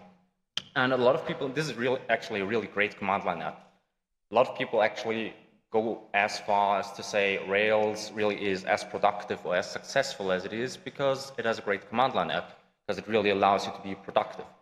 So what does that mean? Like, why are command line apps productive or usable or others not, right? It's just text. Like, we don't have buttons, we don't have components or stuff like we have on the web. How can I make something that's just text usable? And the answer is, well, we can still take a bunch of pages out of the book of web design, for example. You gotta think about affordances and signifiers. Like, our app is supposed to do something, and it needs to let the user know how to do that something, right? That's the signifiers. What does the user need to do to get the app to do something? And once the user has interacted with the app, how can we provide feedback? How can we let the user know that, well, it's actually doing something? How can we provide errors and so on? And last but not least, like, I think that's rather universal, no surprises. Like, don't tell the user, I'm doing this, and then like wipe the hard drive. Like, don't. Surprises are bad UX. Like, no. Good thing is, we love Ruby, and Ruby loves CLIs. It's a great language and a really great ecosystem to write command line apps or command line interfaces in. One of my favorite libraries is actually, oh no, it's actually Thor. We got Thor. Well, not this one, sadly, I guess. But it's a library called Thor, and you can actually look at it under the ringing name of whatisthor.com. It's nice, and what that is, it's actually, funnily enough, really the basis of a lot of very important command line apps in the Ruby ecosystem. Rails CLI is built on top of Thor. That's lifted straight from the Ruby, the Rails code base. All the generators use on a daily basis, well, as really Thor apps. Our bundler uses Thor as well. And what Thor really does very well is it provides these signifiers. For us, it's just text. It's a command line app, so signifiers mean documentation. Thor makes it super easy to provide arguments. It makes it super easy to write documentation for your command line app and for your arguments. Like, if you were to do something like this in Bash, like, don't, or do. I like Bash, but it's not nearly as much fun as this, right? Now, that's for signifiers. What about feedback? How can you provide feedback? And there's this really awesome collection of gems. I really love that one. It's not made by me, it's the T2Y toolkit by Piotr Murok. And what it is, yeah, it's a collection of gems that provides little widgets that you can use on the command line. Now, it's still just text, but people got pretty good at just doing little thingies with text. For example, get spinners, yeah, all of those are Unicode characters, so you can show progress, that's nice. Maybe you wanna, show progress, it works, it's text, it's nice. There's even a pie chart thingy, like I've never actually used that one before, but now I did. So that brings me to the end of my talk already. Thank you so much. Thanks for the...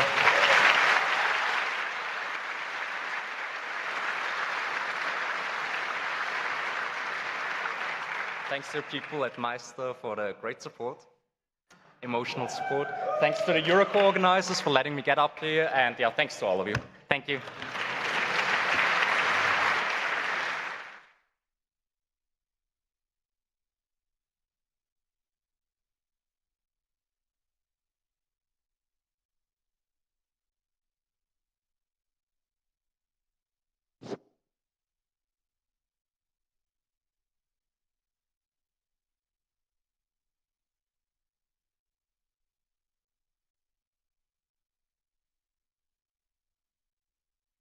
The connection type we're using here is plug and pray.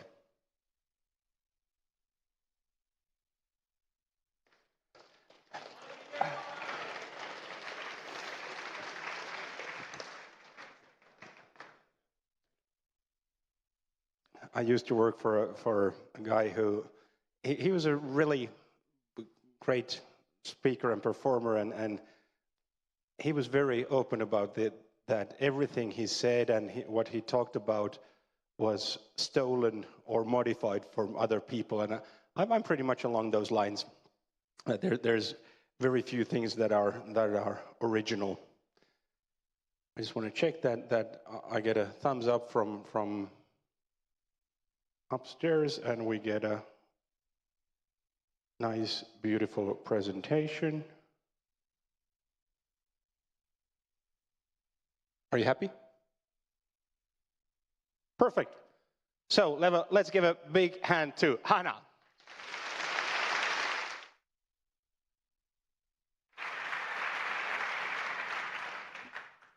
Hi, so I'm Hannah. As we heard, there are many companies looking for new developers, and so there's a lot of people who want to find new talents. And there are also many juniors who want to enter the community. So let's do a quick exercise. Are there any junior developers here in this room? Put hands up.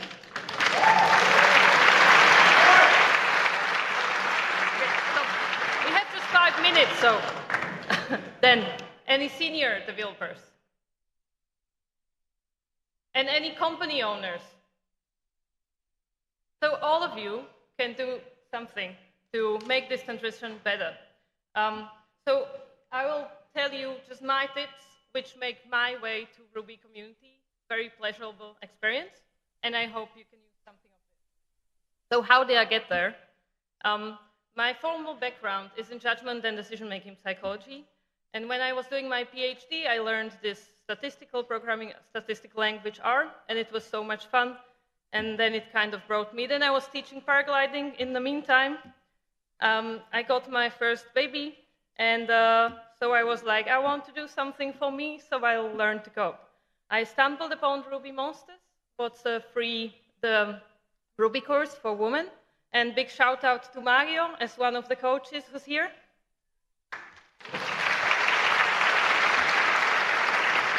And in the meantime, I needed to work, so I started as a freelance developer and doing small websites for other business owners. Then I got a second kid. It's not the same baby, but babies look the same. And I started to teach mothers how to code, so moms could bring their babies to the course.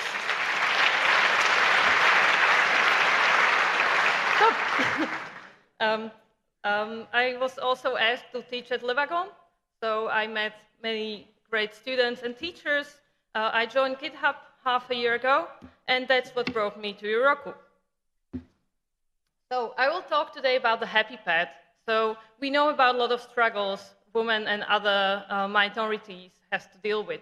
And I don't want to dismiss that. It's super important to acknowledge them and change them. And we will know more, we will hear more about them from Andy today, later in the afternoon. But this is about, I also think we need to celebrate when the things work. And it's a strong message to new people that it doesn't have to be bad. You can have a great experience entering tech. So as a junior developer, watch for the companies. You can search for the companies you want to work for, like find your fit. The first company doesn't have to be the ideal one. It will open way more doors for you. Also, the companies and interviewers want you to succeed. They're there. So they will help you. It can be a nice process. Build upon your strengths and find mentors, people who are invested in your success, and keep meeting people, as at conferences, meetups, or other courses. What can you do as a senior devs, as a colleagues, to make this transition easier for your new members? So reach out to them when they join. This happened to me. I joined GitHub, and I had a random people writing me, hey, welcome, I'm here if you need something. It was so nice, and it helped me a lot. Be ready to help, and do a lot of pairing and mentoring sessions. And make it clear that it's okay to ask. Show the juniors that you also don't know all the answers, and you're also vulnerable, and you ask questions. And as a company, craft the job ads carefully. Be mindful what the people can know at that stage. make interviews a pleasurable experience. That was what I had. It was every company I interviewed, every single interviewers. It was joy to work with them. Invest in the onboarding process and set the people for success. Like give them learning buddies and educate your people about mentorship and sponsorship and build on those strengths. Give them tasks in which they can succeed first and then add to their workload gradually. And as we all know what Minisvan is, so Mats is nice, so we are nice. So I got a lot of support in my journey, and I also want to give back. And when we all do it, it's a win for the whole community. Thank you.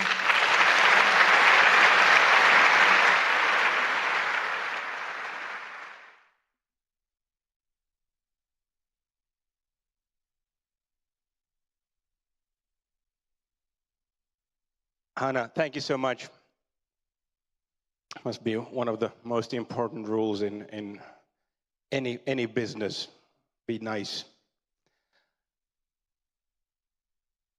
We're done with the lightning talks, and we're moving to city pitches. Ta-na-na-na-ta-na. Dun, dun, dun, dun.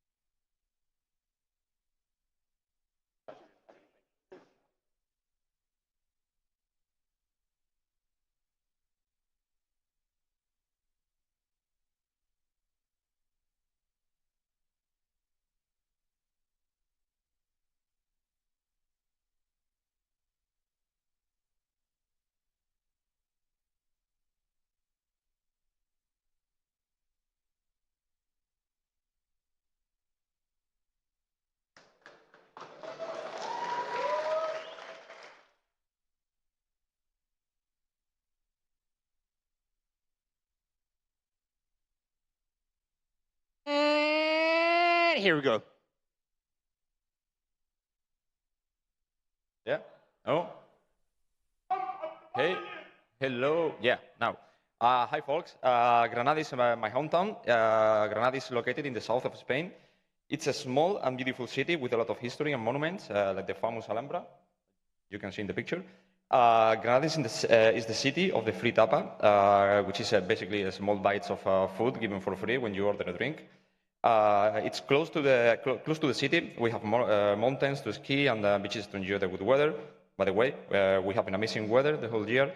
In Granada, we have one of the most important universities of Spain, with many computer engineers that can be influenced by us if we bring this Euruko to them. All put together, I think Granada is the best option for Euruko 2023, and I'm confident that you are going to love the city. Thank you.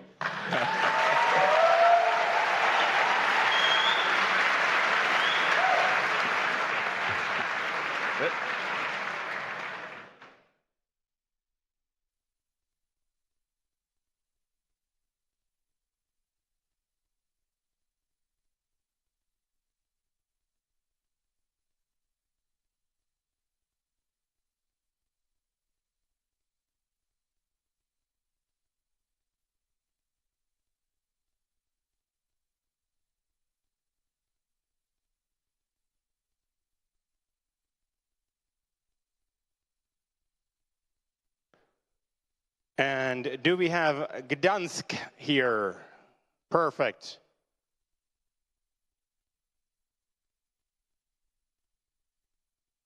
Pick one, pick any.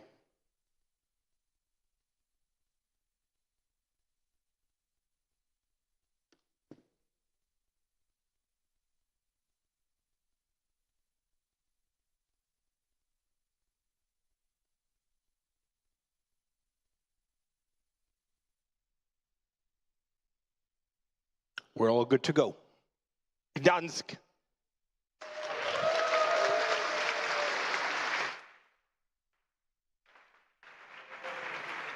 Hi, yeah, so my name is Tomasz. You might have heard of Poland and Polish Ruby community, one of the oldest, nicest, most tenacious, regular meetups. I would like to pitch Gdańsk, a beautiful city by the sea, where we're still one of the largest demographic here at the Euruko, and basically this is the tweet that prompted us to actually pitch, Poland and choose Gdańsk as the city to meet. Gdańsk is pretty great. It's very well communicated with the rest of the world. It has an airport. It's by the sea, so you can even come by boat or by swimming or however you like. Like all means of transportation are here. Euruko hasn't been there yet. There was Euruko in Poland in 2010 that I had the honor to co-organize, but that was in Krakow, at the south of the country. So this time we're taking the other extreme. We have pretty old, large communities. You probably know some Rubies from Poland, and they've already expressed their interest and enthusiasm in going there, maybe even giving a talk. It's a beautiful Hanseatic city, as you saw on the previous slide. So if you like Helsinki, if you like Vilnius, if you like Hamburg, if you like other cities by the Baltic Sea, you're probably going to feel, right at home. And yeah, you can get there by like all means of transportation. We have pretty nice people. We have really great food. Alcohol that's half the price of here in Helsinki.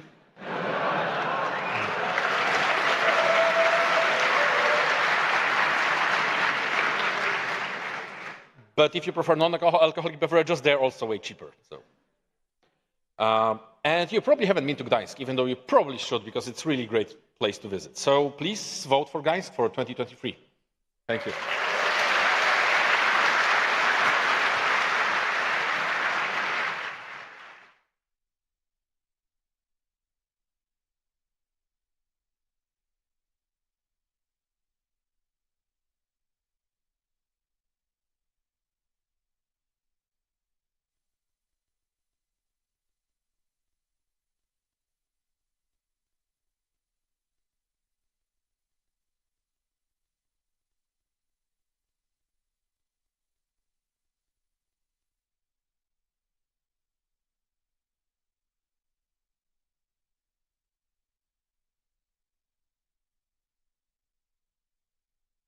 Before I start, my name is Ufuk Kayseriloğlu. I'm the engineering manager of the Ruby infrastructure team at Shopify. So if you have any questions about the Ruby work we're doing at Shopify, please come ask me afterwards. Okay, we're at Euruko. One thing I noticed, a lot of people have difficulties saying Euruko because I think they don't realize it stands for European Ruby Conference. And yes, if English was a logical language, it would be written that way. So what I'm trying to motivate today is we should actually make it a Eurasian Ruby conference. So I'm saying let's meet where the continents meet. Let's go to the edge of Europe and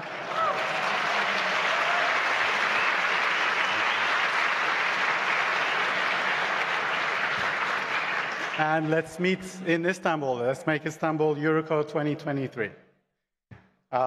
So this is the view from the European side, looking towards Asia, across the Bosphorus. So Istanbul has a few things going for it. It's very easy to travel to, thanks to the extensive network of Turkish Airlines. Istanbul is the center hub of Turkish Airlines, and it's a member of Star Alliance. So you will have no difficulties getting there. We have rich history. The city was founded years before BC.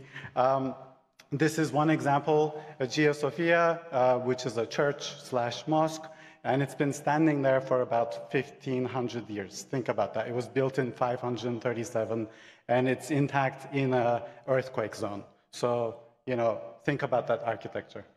We have a strong team on ground. We have a Ruby Turkey community that's active. We've even been active with remote events during the pandemic, and I'm one of the organizers of the user group there. We have climate weather. So right now, the temperatures in Istanbul are like 20s. So, you might have a better time there. And one thing that's going for us is we have affordable currency. So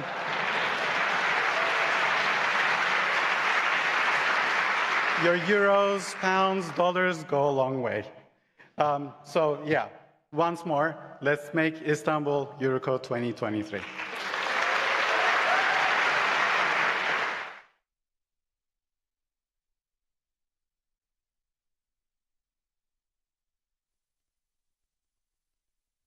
Thank you so much. Perfect. Yeah, I love it. All the possibilities that it offers. Yeah, excellent.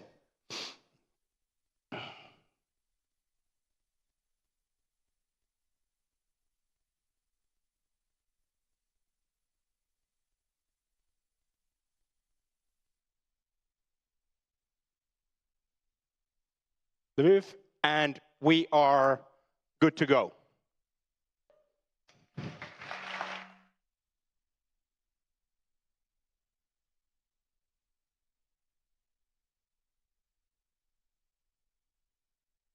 And we are Ukrainians.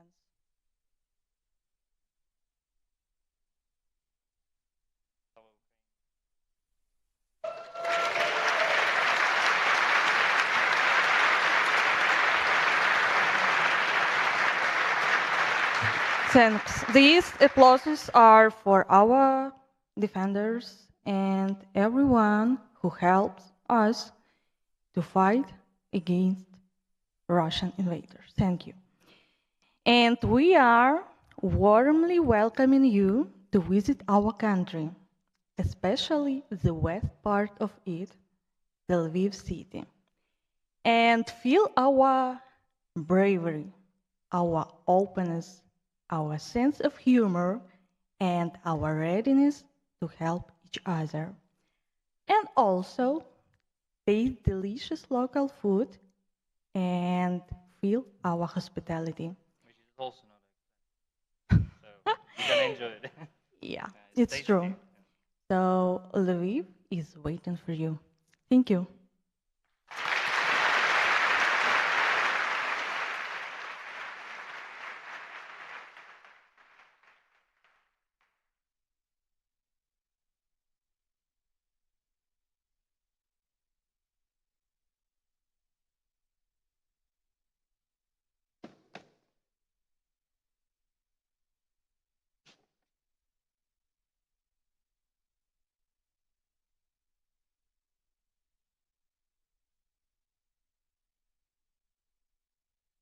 We're all set. And now it's Vilnius.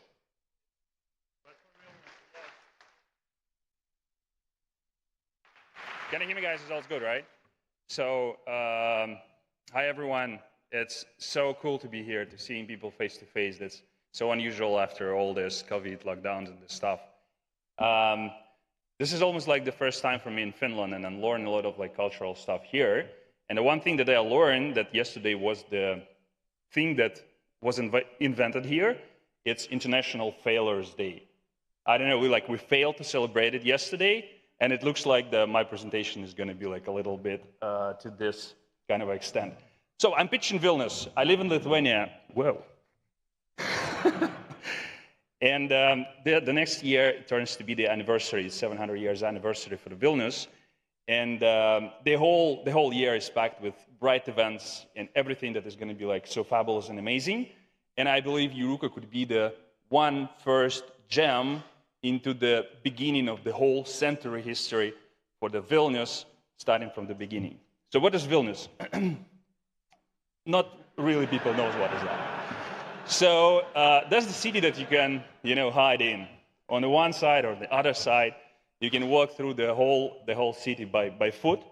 And if you ask people what they think about Vilnius, that's kind of a very interesting approach. So people think that Vilnius, it is not actually where Asia and Europe means, but this is something small but very rare. And nobody knows where is that, right? But when you find it, you think like, yeah.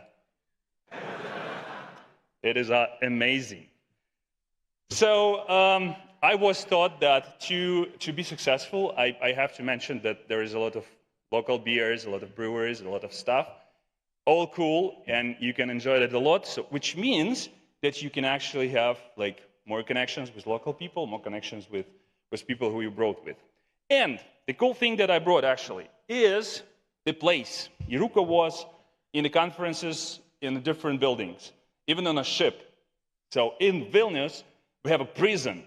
So I promise you, if you choose Vilnius, we'll make Euruko in the oldest prison in the city.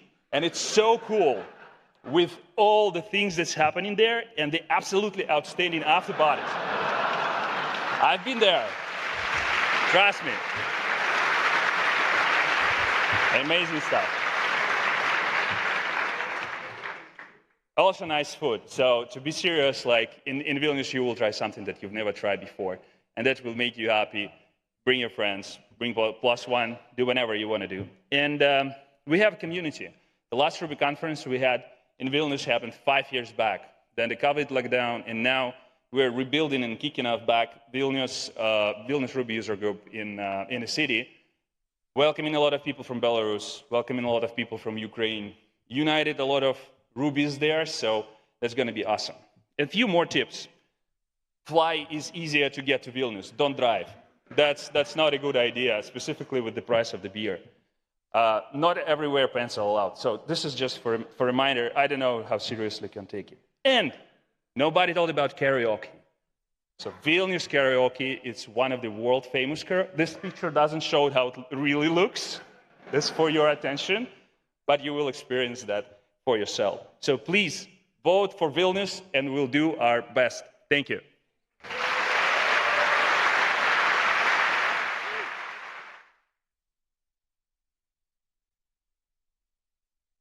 That I heard a pitch where like, come to our place, you'll get into a prison. Okay, okay.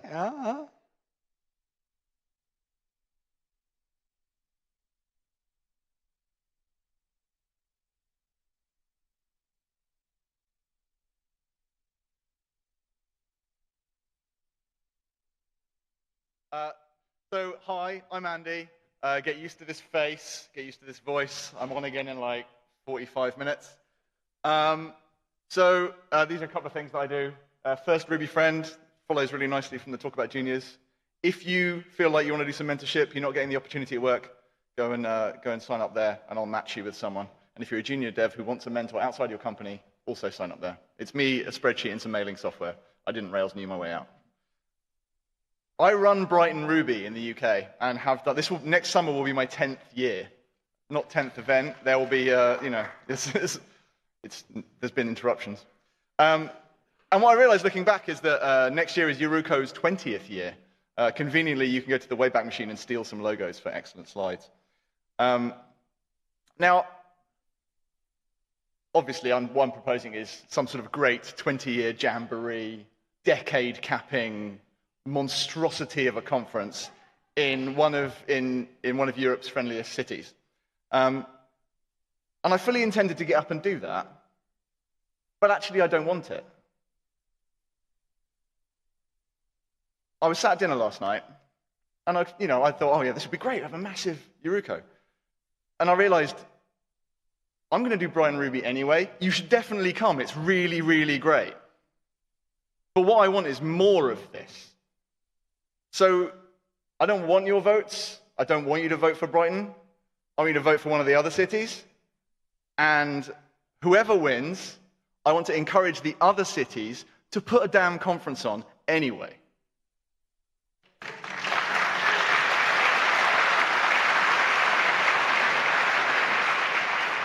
It can be small. It doesn't have to be 700 people in a room. Trust me, if you saw Matthias yesterday as we were all walking in, he was physically vibrating. It can be quite stressful doing events. It can be small. It can be different. It can be your own thing. It can be in a prison, if that's your thing. And especially I want to talk to the people who thought about doing this and then didn't. Because you should put on an event as well. You should put on a meetup. You should put on a small conference. And my commitment to you is I will help you. Email me, slide into my Twitter DMs. I will help you. I will help work out the financial side of things. I'll help work out the event side of things. I'll help you make it small and manageable and doable. Because what I want is more of this. Don't vote for Brighton.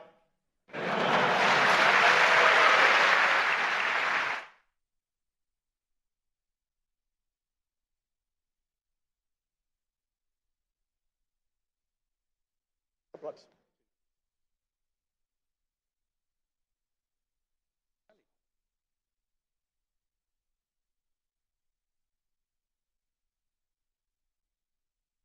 At this point, we have a special announcement. In a bit after this, we will go into voting in the Slido.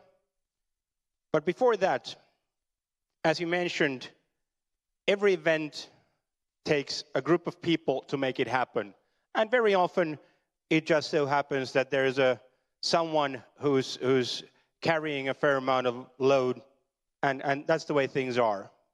At the same time, on my behalf, and I want to give soon this to Vesa, but we want to give a special thing to Matthias.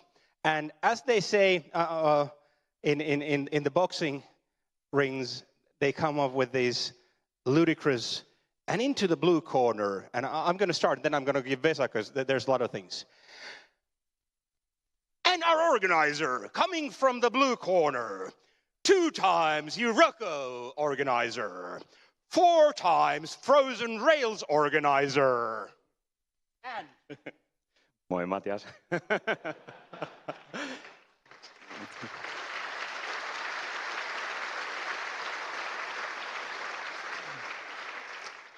I wasn't told about the format, but yeah, now you're passing the baton of Euruko, and we were talking with the, okay, yeah, true, it's a gong. So we were discussing with the Kisko team that we should really show some appreciation for you. Like said, you organized Euruko now twice out of happenstance, and then before Frozen Rails, the largest Ruby conference in Helsinki, if you don't count Euruko, for 4 times. You've been organizer of the Helsinki Ruby Brigade for countless and countless of meetups, open source contributor. You were a coach at the first ever Rails Girls event, which was in Helsinki.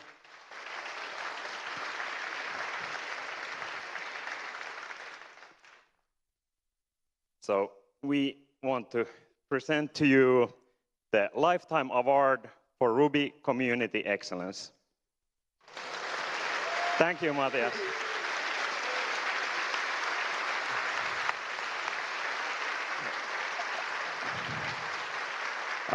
I think we are truly blessed to have people like Matthias in our community, and I truly want to thank you for all the work you've done, and hopefully you still have energy after a couple of months of mostly sleeping to maybe do another conference someday. Do you want to thank the Academy? Kiitos. Thank you.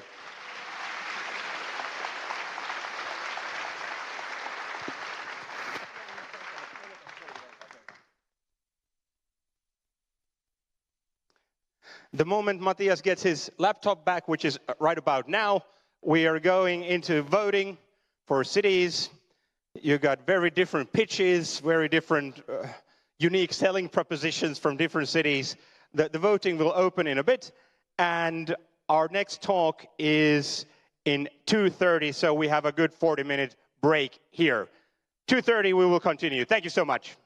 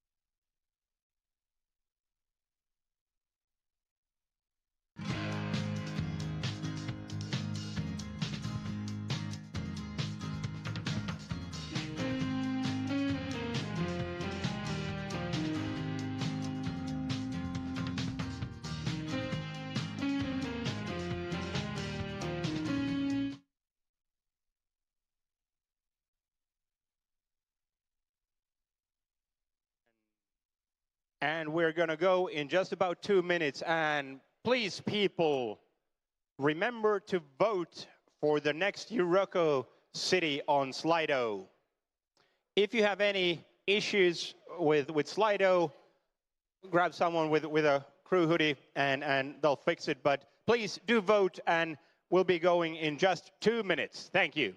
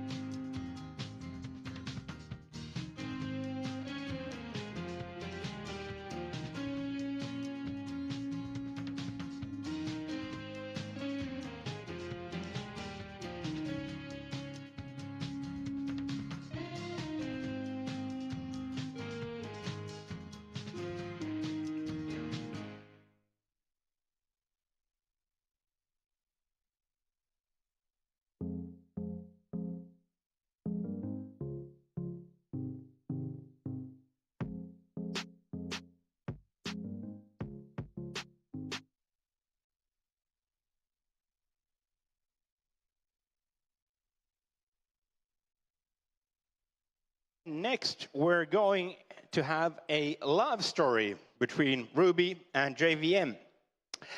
In this talk, we'll dive into why you should or shouldn't use JRuby in your upcoming projects.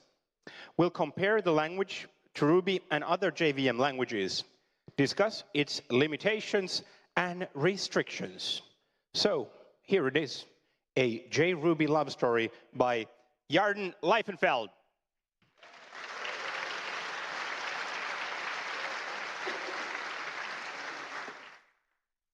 Hi.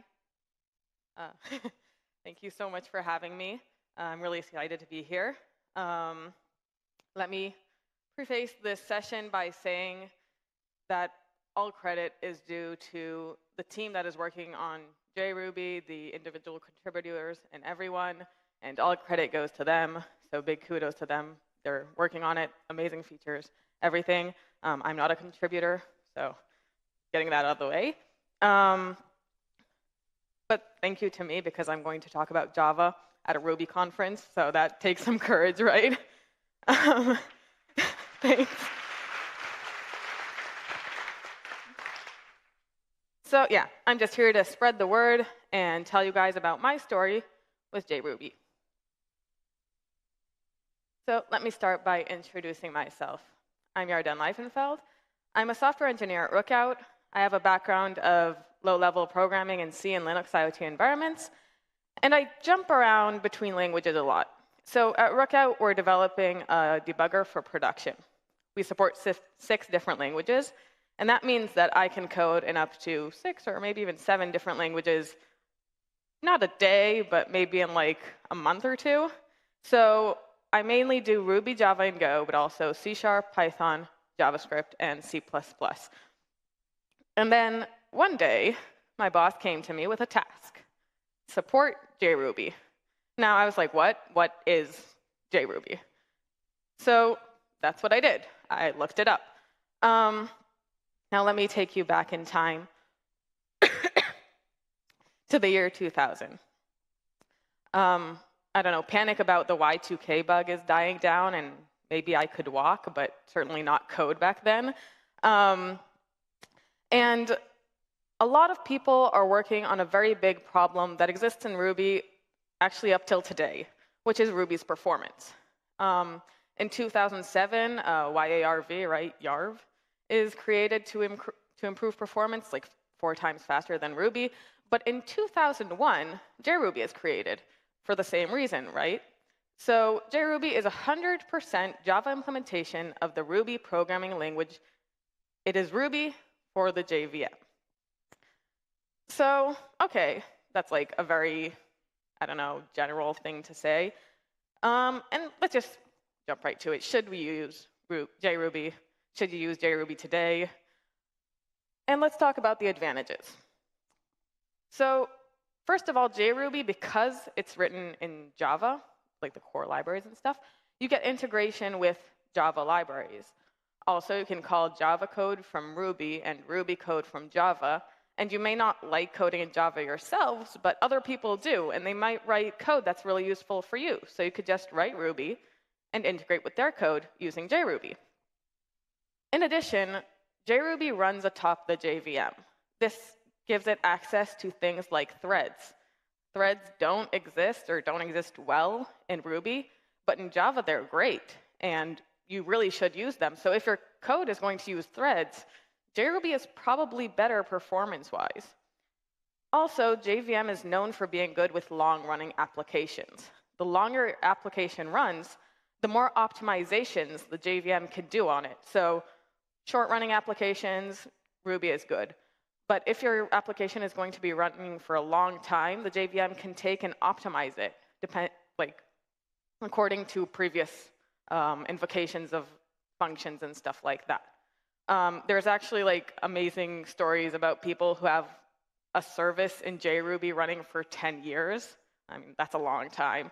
So JRuby has its advantages. And I found this GitHub gist from 2010. I was really proud of myself, because 2010 is a long time ago. And so Jordan Sissel, he was asked why he uses JRuby in Logstash. And he gives a few reasons, and I'm not going to name them all, but a few things he mentions is that Ruby had some breaking changes between versions 1.8 and 1.9, I think, and these were undocumented. But if you were using JRuby, you're not using the Ruby core implementations, and so you didn't have those breaking changes. So he could trust JRuby more than Ruby. Also, his code needed threads, right? He needed to do things asynchronously, multiple things at once, so JVM was the way to go.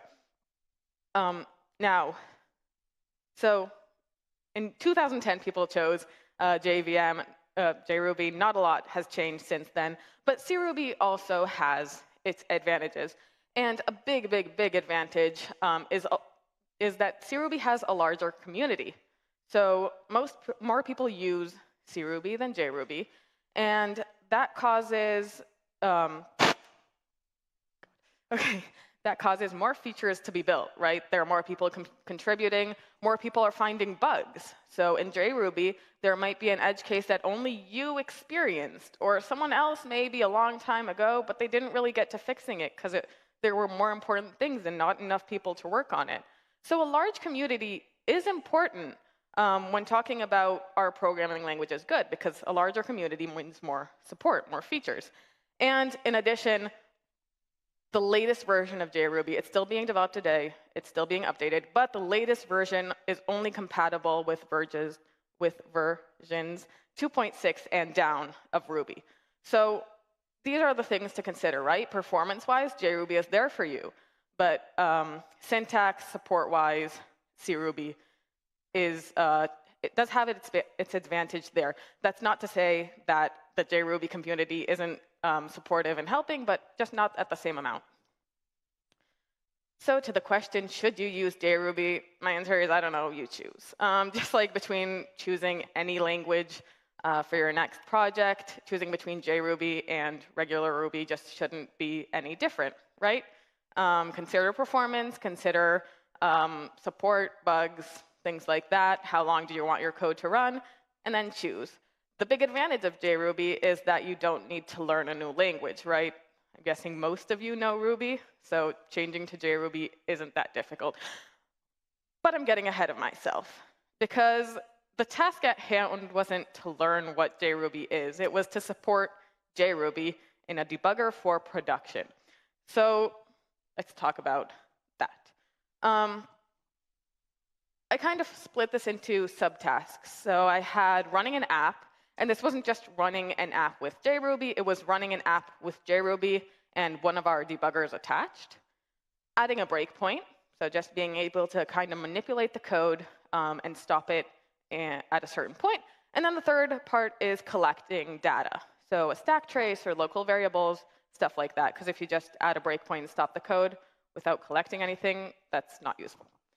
So it was decision time. We support Java and we support Ruby. For each, we have their own product. So we have a Java debugger and a Ruby debugger. And JRuby is this weird mix of both. So what should I choose? Everyone was telling me to try to support JRuby and Java first. But I did the only logical thing I could, and I ignored them. So I started working on Ruby. Now, just to get you up to speed, this is my sample app, very simple to do app. It's running on Rails. This is how I run it, super easy. Now, I use RVM, Ruby Version Manager, and RVM comes with support for JRuby in it, which is really, really cool. So I could just do RVM install JRuby and RVM use JRuby, and I have JRuby on my computer, great. And bundle install, and everything was working perfectly until, OK. So bundle install didn't work that great. And for 3 full business days, and I swear it was 3, because I remember it was like traumatic. So for 3 full business days, I'm trying to install my gems, and I just can't. And I was really considering if I should put this part in my talk or not, but if one of you goes home and tries JRuby and this bug meets you, this is going to save you so much time and frustration. So apparently, when I was just a young Ruby developer, someone told me that I should set force Ruby platform to true globally on my computer. So that works great if you're working with Ruby, but with JRuby, that's not the case. So basically, JRuby doesn't support native extensions. But when I say force Ruby platform true, I'm telling Bundle, you have to use native extensions. And so Bundle is trying to use native extensions with JRuby, and JRuby is like, no, that's not possible. And it's just this loop of nothing is working. So the big fix is just bundle config unset force Ruby platform. So this is the slide you should be taking a picture of. This is the bug you don't want, and it's so easy to fix. But after that, bundle install was good, and I could run just like I ran my Rails app with Ruby, with JRuby.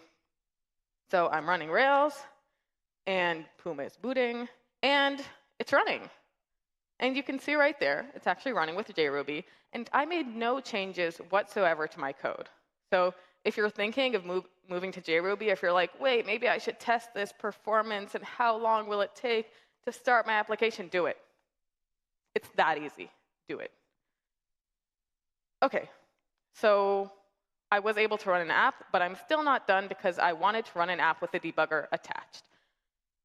So this is very easy. Our debugger is just a gem.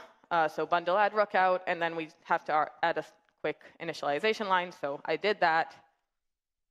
And I'm running again. And rookout is there. It's working. And Puma is starting. And we're still with JRuby. And everything is working. So great. I can run an app. Everyone was wrong. Java isn't the way to go. And now it's time to add a breakpoint. Now, the way we do this in Ruby is with something called tracepoint API.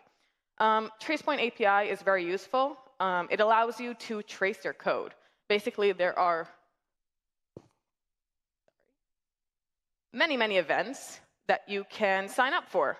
So you can sign up for line, which will call your code anytime a line is executed or an expression or a statement is executed on a new line, or thread begin, or thread end, or any one of these wonderful, wonderful events. So you can just make anything happen once that event happens. So that's really cool. And what was interesting for us is the line event. So I can just create a new trace point, subscribe to that line event, And I do need to enable it. Just creating a trace point doesn't do anything, so enable it. And now, every time a new line is called in my code breaks and runs this callback method, block, whatever. But that's not good enough, right? We're talking about production. Okay, this is a debugger for production. We care about performance.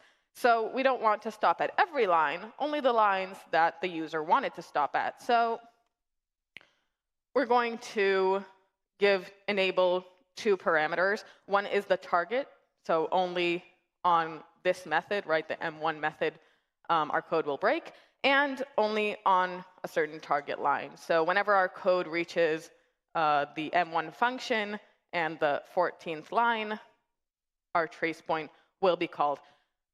Now, I just went right ahead, and I just tried this in JRuby, and I just tried to run it, and I kept getting this error. So wrong number of arguments calling enable. So what was happening here? Well, apparently, remember I said that JRuby just wasn't that up to date? This is a GitHub task. It's still open until today. They just don't support the target and target line parameters for enable. So I could go back to just using tracepoint.enable without those parameters. But as I said, that's a big impact to performance. So for now, I can't add a breakpoint. And I go back to my decision time, and everyone was right, and I go with Java.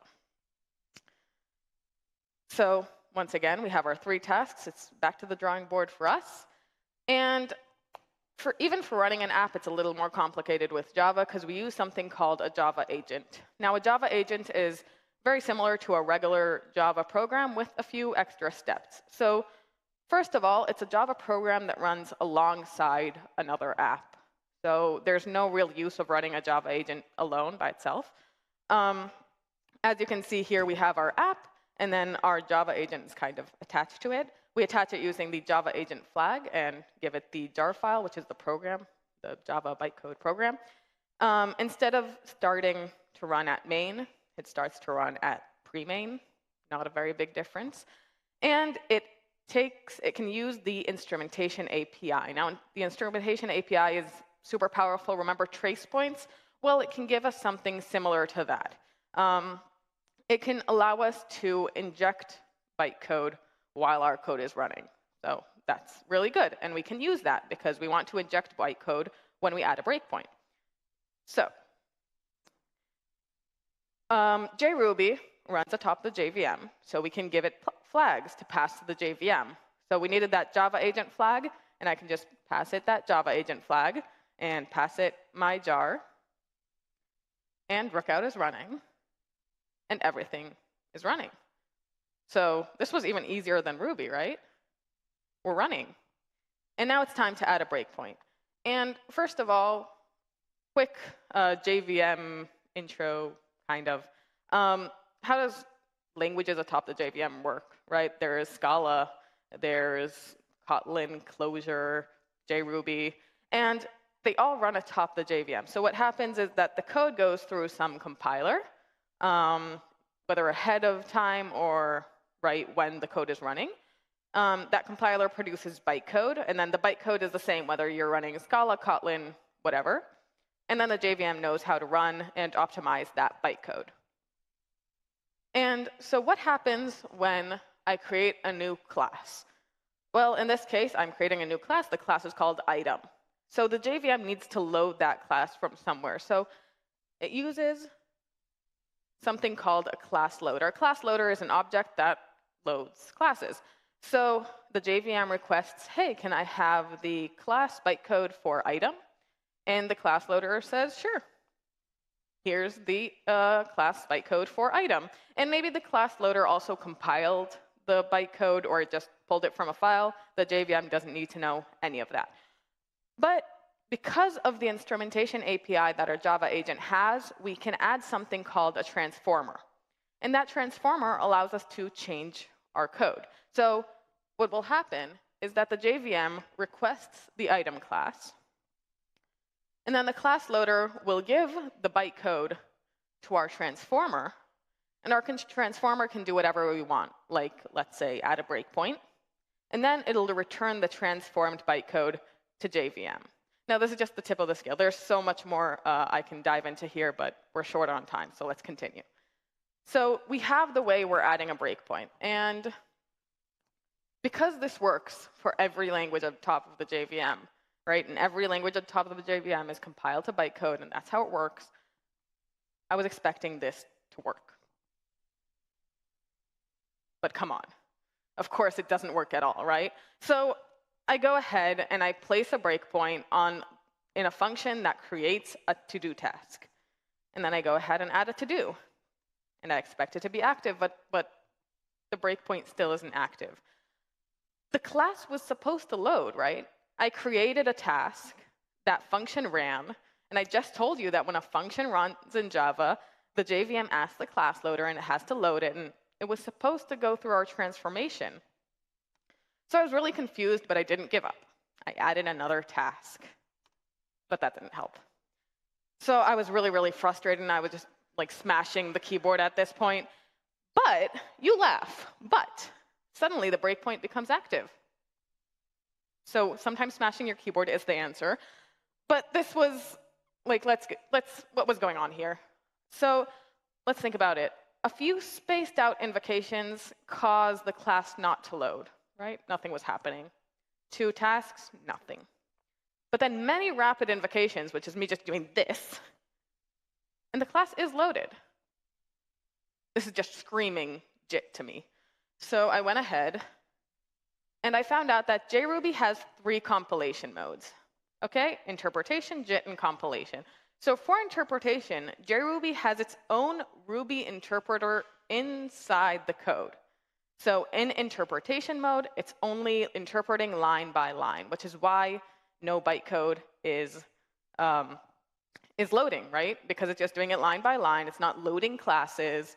The JVM doesn't even know that what's running is actually Ruby code. Then it has compilation, where it does the exact opposite. And every class in Ruby, in JRuby, I guess, in Ruby, is loaded as a Java class. So in compilation mode, it will go through that class loader and that transformer. And then JIT is a nice compromise between them, right? Like, interpretation is fast. You don't need to compile everything all the time. But then if something is run a lot, we might want to compile it because compilation is faster than interpretation at runtime. So JIT will just take the hotspots, the places in our code that run many times, and compile only them. So when I was running my code once or twice, it was just like, nah, this isn't important. I'll interpret at any time, every time. But when I was rerunning it again and again and again and again, in a very short span of time, JRuby was like, hey, this seems like a very important place in my code.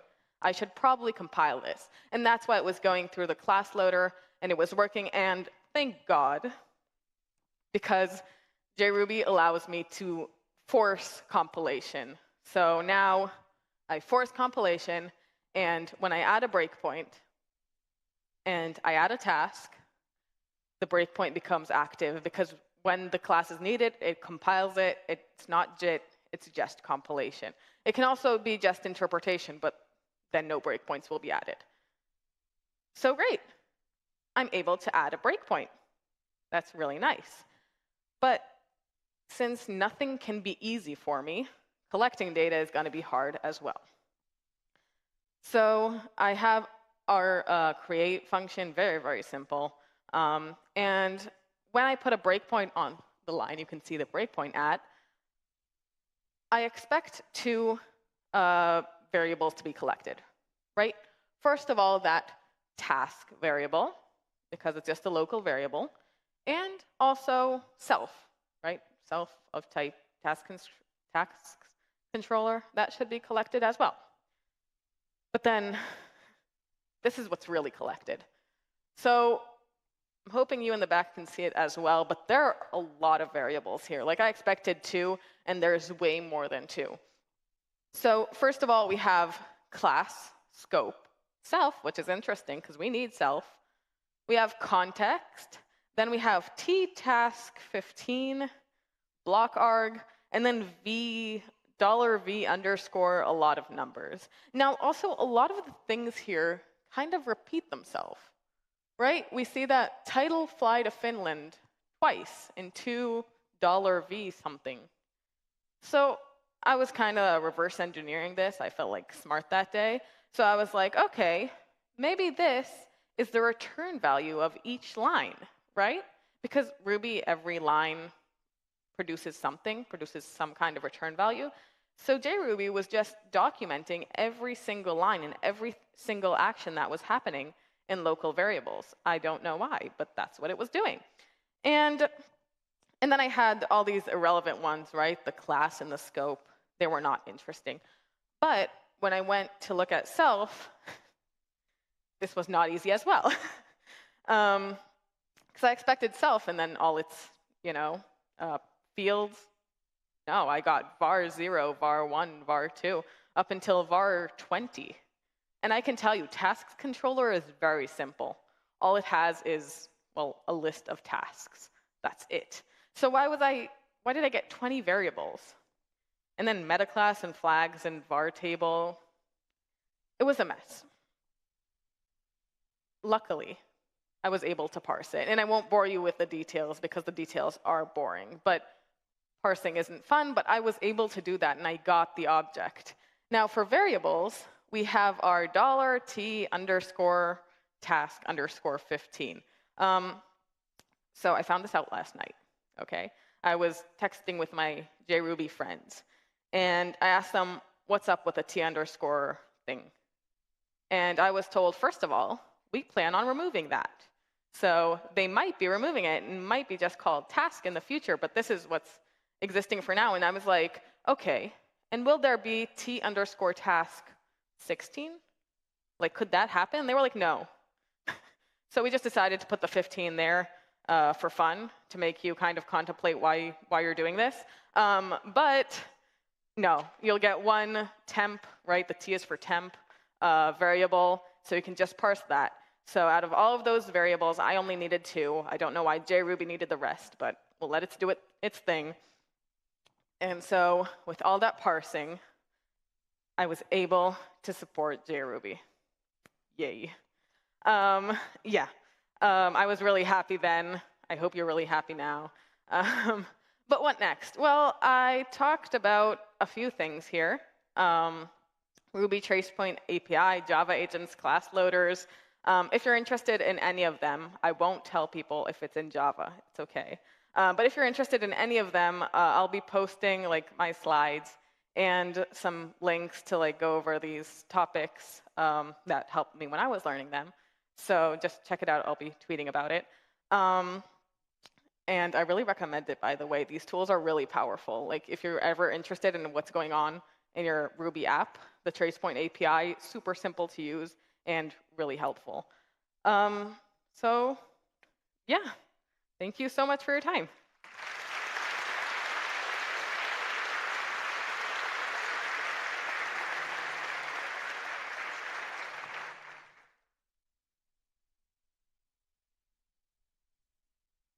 It's always one of the things that they say, if you can hide it, bring it to the front. So like said, if you're going to talk Java in a Ruby conference, you better start it out. And I think you did a great job. So thank you so much. Looking back, you've been doing from different points of view, but outside what you mentioned, what have been the main learnings you have had with what you've done with JRuby? Well, first of all, that it's incredible. Sorry. It's really interesting. First of all, I had no idea that it was created in 2001. And that's a really long time ago. So I was really wow, this is so innovative for that time. So that was a big surprise. But also, I was just okay, JRuby, they already have that Ruby interpreter, right? They don't need to do that much work. But no, they have interpretation and compilation, and it's all written in Java. And as you can see, it's very complex. And also the intentiveness of the people that are working on it. They have a chat, and anything you ask there, they'll answer. And they also know everything that's going on in the code, which is not always the case in code, right? So it's really incredible. Excellent. If you have any questions more, then just please approach her. But at this point, Yarden Laifenfeld, thank you so much. Thank you.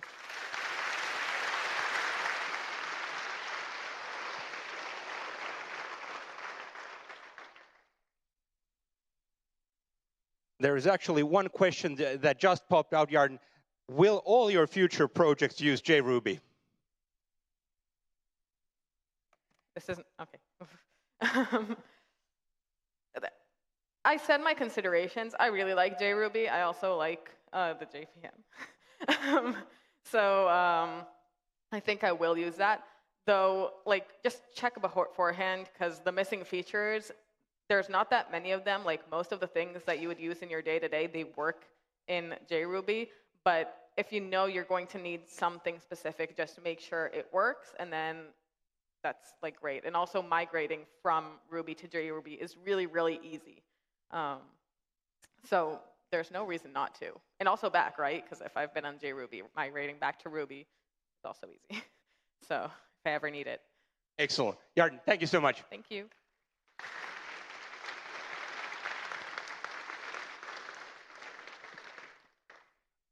We're going to have our closing keynote in a bit more than 15 minutes, but I still encourage, I'm looking at my clicker, not an actual clicker, it's a smartphone, but there are still few people who haven't voted, so please do vote for the next year's Euruko City, and for all others, it's a 15-minute break.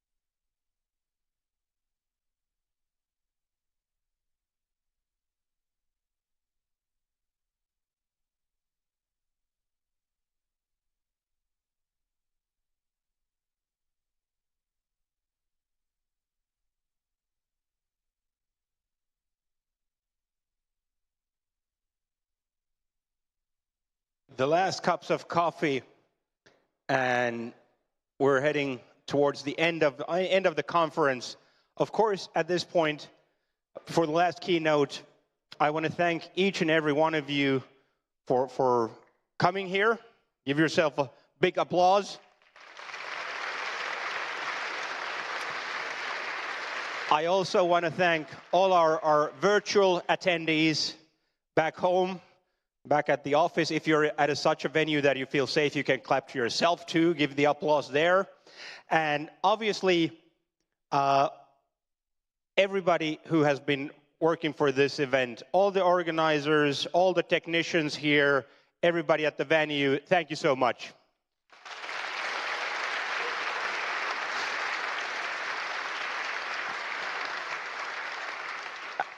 I have had quite a few people come to me that say that even though most of us work with computers on the screen most of the day, no matter where you are, even if you're at the office or back home, but it is just a different thing to be together. And like I said, looking at some of the video clips that I saw from the party last night, yeah, virtually back home with the Zoom, no, I don't think so. So it looks like we need this, and so happy that you all made it here. But before we're done, we have a closing keynote by Andy. And the topic of the talk is, Andy, please.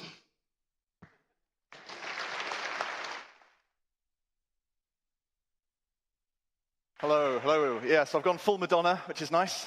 Right, click to start, it says on my notes.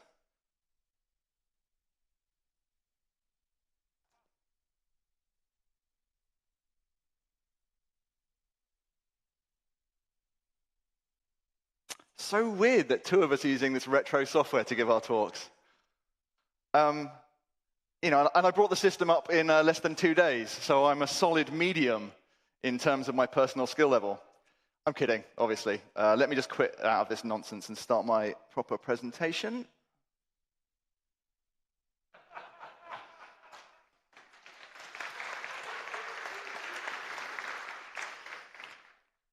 So when I gave this talk in the US, I apologized in advance for the swearing, but I figured my adorable British accent would let me get away with it. But I am aware, perhaps, in recent times, a British accent might be received slightly differently in Europe, given my nation's recent history. Maybe I can win the love of the European room by demonstrating a history of British cultural exports. I know one person here shares my love of the Spice Girls, so that's 1 out of 700. Maybe the Beatles and the inventors of the microphone, another British gift to the world. Firstly, sorry for all that Brexity shit, and for the succession of idiots that we keep electing. If I did want the conference to happen in Brighton, I could also reassure you that your money will go a long way in the UK as well, because our currency is worth basically nothing now. Secondly, the swears are staying in, even if the accent doesn't save me. This talk is about history, not musical history, not ancient operating systems, but the story of our craft. But before that, and because who doesn't love it, a little audience participation. These are not object shapes. These are just circles. However, what you do need to know is that they are different sizes. Now, I don't think any of the distortion will... I think it's all the same on all the screens. There is a fundamental difference. So let's see, by show of hands, who is a good judge of size. Who thinks the blue circle is bigger? Okay. And who thinks the red circle is bigger? Interesting. What's the answer? Everyone who put their hand up is wrong. What was your instinct when the two circles appeared? That they're the same, right? So the real question is, how many white guys with a microphone did it take to tell you these two identical circles were different before you shrugged, said, sure, and tried to choose between them? Hold that thought as we bounce around the last 100 years or so. Welcome to Cambridge, an ancient seat of learning. This is how you might imagine it. It's 2018. I'm sat in the audience within the brutal-looking 60s-built Churchill College. I'm in a stifling lecture hall, a room full of people, but not anywhere near as nice as this. It's the Business of Software conference. Lectures from the good and the great on how to build successful software businesses. What the hell am I doing there? By 2018, I'm the CTO of a small software company, having started my computing journey 30 years ago, copying code from magazines into my Acorn Electron. Via a computer science degree to being a relatively early adopter of Rails. I'm no ingenue, as my receding hairline will attest. I had a little bit of a funny moment when the previous speaker was saying, 2001, that was a long time ago. I'm like, 2001? It's the fucking future. I've got decades of experience of handcrafting artisanal bugs for the internet. Anyway, back in the room of the Business of Software, a speaker comes on and starts to tell their story. I had never heard of them. And the story they told changed what I thought I knew about the history of our industry. Aged 5, Steve Shirley arrived in Britain as a child refugee as part of the Kindertransport. Convent school followed in the Midlands, and then high school close to the Welsh border. Steve excelled in mathematics, but given their situation, faced a battle to be allowed to take it. You see, in the early 50s, there was no standard curriculum in the UK, and each school ran according to the whims of the individual headmasters or mistresses. Leaving school and after becoming a British citizen, Steve joined the Post Office Research Station in North London, part of the early vanguard of the UK's post-war computing boom. Evenings were filled with an honours degree in mathematics, and another job followed after a decade at the post office, firing code into more early computers, such as this little beauty, the ICT 1301. So far, so typical of a programming career at the time. But it's when the story reached 1962 that I really sat up in my chair. In 1962, Steve Shirley incorporated freelance programmers with a capital of £6. Now, as I've already said, that's not worth anything now. But it was approximately the cost of a venti gingerbread latte these days, and not much more back then. So later, the company became F International. In their 2012 memoir, they said, it sounded mad. Drawbacks included the following.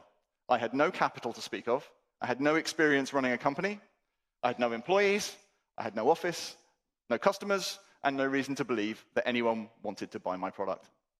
Nobody sold software in the 60s. So far as it existed, it was given away free with the machines it ran on. So what would happen to the freelance programmers? Would our hero be successful?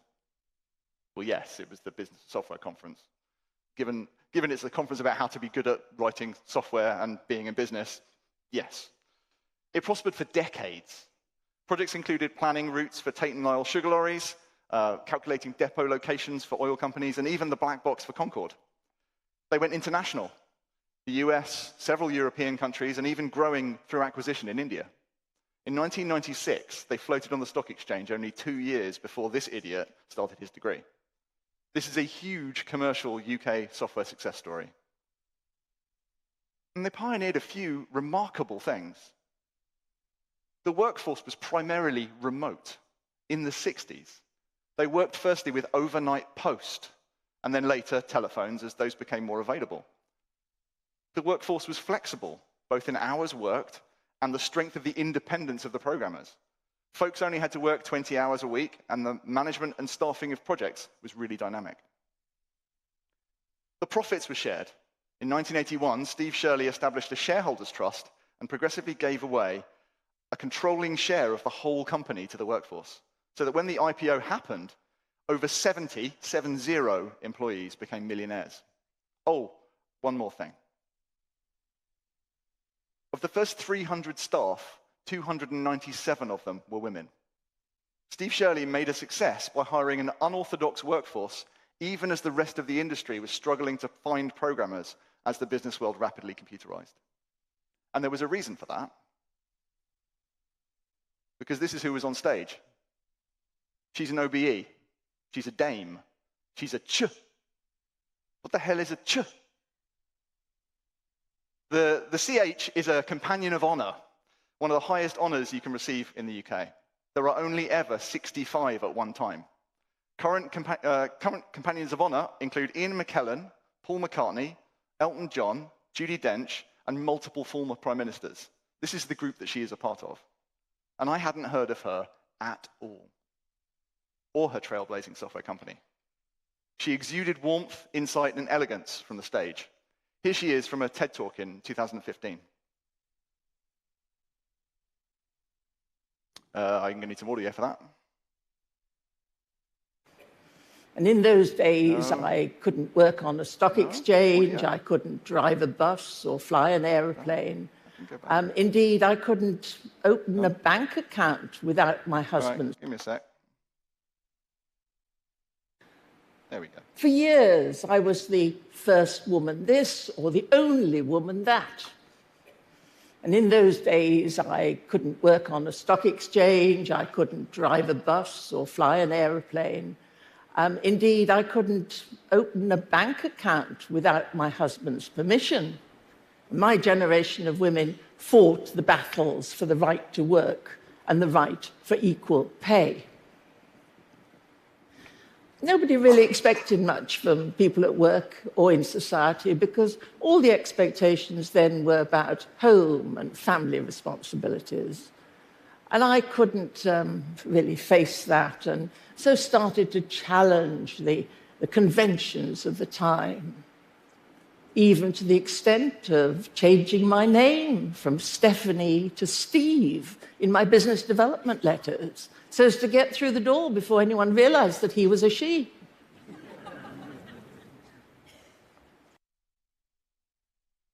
Computing wasn't just happening in little old Blighty in the 50s and 60s. It was also happening in the mighty United States of America. Let's cross the Atlantic and find out what was happening after the war. The Second World War had seen the development of early computers under conditions of wartime secrecy. Actually, well, hold up. We need to go back a bit further and get some more context. But actually, before we do, let's just admire this background for another second or two.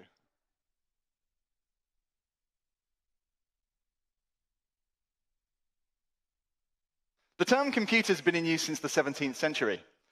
It was a job for human beings. But it wasn't until World War I it became a profession.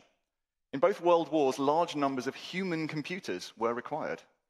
And on both sides, these folks used the power of maths to make map grids and artillery tables. And most of these new essential human computers were women. 2 years before this building was constructed, Grace Brewster Murray was born in New York City. A curious child, she once dismantled 7 alarm clocks to see how they worked before her mother managed to stop her. I'm sure all the parents in the room understand that. Grace excelled at mathematics, achieving degrees from both Vassar and NYU, and married in 1930, taking her husband Vincent's surname. Grace Hopper got a PhD in 1934 from Yale and returned to Vassar, where she was on the tenure track. She took the classes that no one else wanted to teach. She'd update the old schoolwork and try entertaining new techniques, like building imaginary worlds in a mechanical drawing class. And this earned her growing student numbers in previously untrendy subjects, and of course the unbridled resentment of her male peers. Then, when Grace was 36, this happened. Well, the actual Pearl Harbor, rather than the mid-2000s Michael Bay movie that's not as good as The Rock. Grace attempted to enlist, but was rejected because she was too old, too physically light, and too valuable as a mathematics professor. So she joined the reserves anyway. She graduated top of her class, and to her surprise, she was sent to Harvard to become the world's 3rd computer programmer on a 10,000-pound computing machine named the Mark I. Grace was invaluable in understanding both the machine's capabilities and managing the volatile designer of the machine, Howard Aitken. Aitken gave Grace a code book, some strange-looking commands, and 1 week to write a program that could compute interpolation coefficients to 23 decimal places. No, I don't know what that is either. The problem itself wasn't difficult for Grace with her PhD, but the machine itself was a mystery. It was the first computer. There was no precedent, and of course, no manual. Grace worked incredibly hard, applying her powerful intellect and extraordinary work ethic, not bothered by the less than friendly welcome of the male programmers who didn't want to sit next to the woman. Aitken's boat was a strict Navy operation, meaning rank and competence were uppermost. And this meant that Hopper rose through the ranks to become likely the most important figure in the organization, despite her gender. This page from her logbook contains a sellotaped moth that, attracted by the lights, flew into the Mark I and was beaten to death by the relays. The caption reads, "First actual case of a bug being found."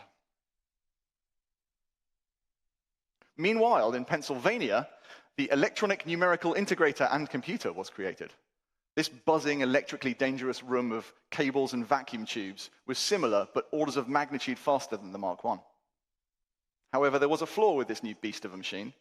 Whereas the Mark I took instructions on paper, the ENIAC needed to be reconfigured manually, cables and switches plugged and flicked for every new job.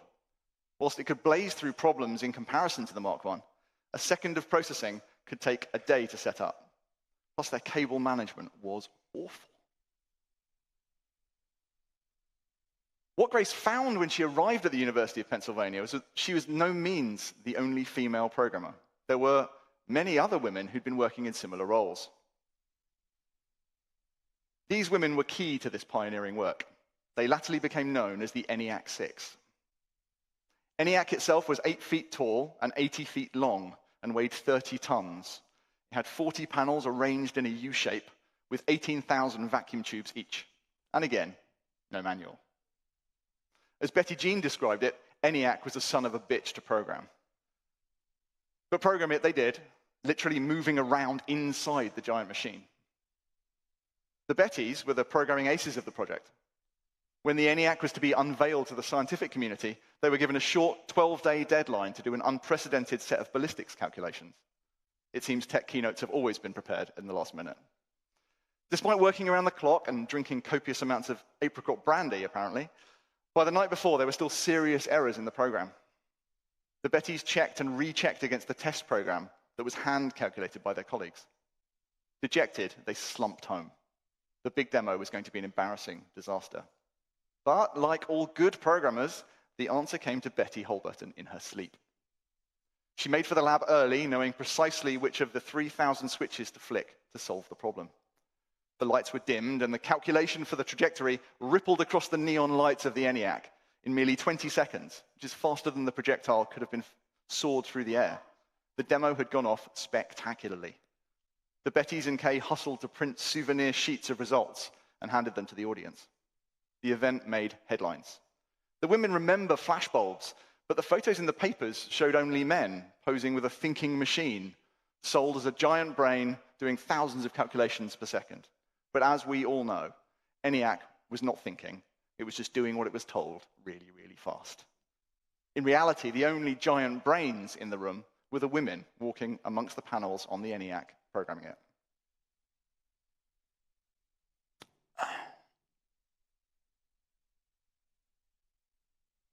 Lots of long words in this one. There's a couple of problems with the New York Times' breathless reporting here. The work wouldn't have been done by a man before the ENIAC, and it willfully disregards the weeks of labor by a group of bloody women to produce the demo. This complex and creative programming work was seen as sub-professional, clerical work. As Jennings put it, if they'd known how crucial programming would be and how complex, they would have been more hesitant to give the job to women. On the 50th anniversary of the ENIAC, they rebuilt the room-sized computer on an integrated chip that could fit in your hand. And at the same time, Catherine Kleiman contacted the organizers of the Women in Technology conference to see how they were planning to mark the 50-year anniversary of the ENIAC 6, who had inspired her during her Harvard undergrad. Except Whitty had no knowledge of the women she was referring to. The ENIAC 6 had been so thoroughly swept under the rug that even a group dedicated to furthering the status of women in tech had no knowledge of the work they'd done 5 decades earlier. These women invented the idea that you could write programs. The next time you write a line of code, run a complicated program, or find a bug, know that in part it's due to these 6 women who programmed the ENIAC 75 years ago. Despite the erasure of their work, both at the time and for the decades afterwards, these women and women like them went on to have major impacts on the development of our profession over the course of their long careers. Grace Hopper would go on to write the world's first compiler, the A0, in 1951. And Betty Holberton and Grace would work together after the war when the military projects finished. When Betty was working on UNIVAC, a successor to ENIAC, she not only ensured a numeric keypad was next to the keyboard, but she also persuaded mechanical engineers to encase the black machine in a different color. And so beige became the color of computing for 30 years. She also wrote a program called a sort merge generator, which, according to Grace Hopper, was the first time a program had ever been used to write another program. The spectacular dexterity in such a concept that we now take for granted was, of course, initially resisted by the powers that be. Later iterations of Grace's compilers became Mathematic and Flowmatic, until in 1959 she buttonholed a well-known computer scientist and explained why she thought it was about time for a common programming language for business. Meetings followed, and general agreement formed in the fledgling industry. And using Grace's Navy connections, the Department of Defense stepped in to sponsor the work. Now, multiple committees were formed inside Codicil with different time horizons. Now, as we know, committees once formed become unbelievable expanding messes where deadlines disappear decades into the future, and Codicil was no different. Grace immediately realized the only group with a chance at succeeding was the short-range team. Luckily, this was Betty Holburton, Mary Hawes, and Jean E. Samet. They referred to themselves as the PDQ committee because they needed it done pretty damn quick. And 3 months later, COBOL was the result. Now, it's pretty much no one's favorite programming language by today's standards. But it got done, adopted, refined, and most importantly, used because of the efforts of these three women. To give you an idea of the impact of COBOL, it's estimated in the year 2000, 80% of all production code in the world was written in it. That was a long time ago. In fact, I even did some dangerous research.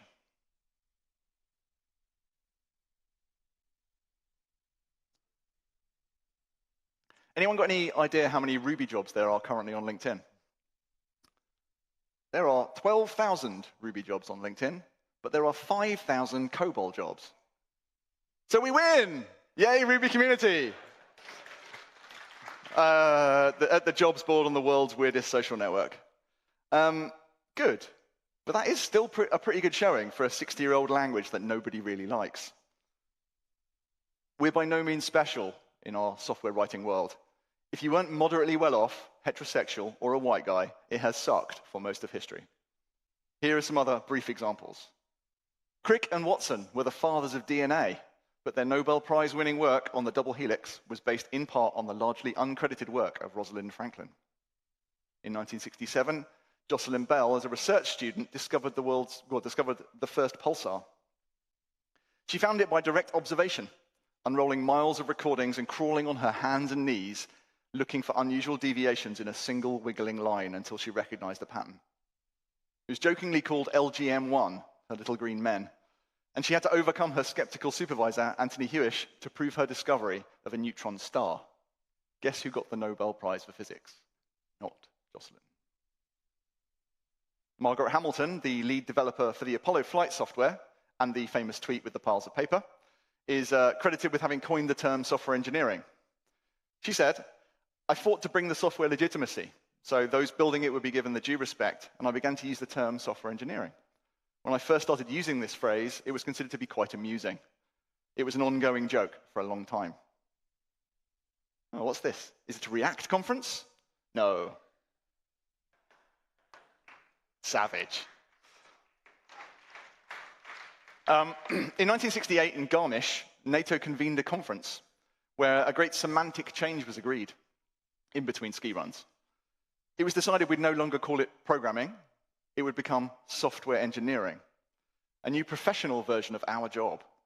Journals, societies, hiring practices, certification, formal education. The joke had become serious, and the dudes had swept in and claimed it.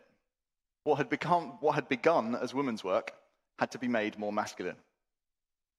Radia Perlman, holder of over 100 patents, including the spanning tree protocol, an algorithm so fundamental to our modern self-healing networked world that it's no exaggeration to say that without it, there would be no internet. Have you ever heard of her?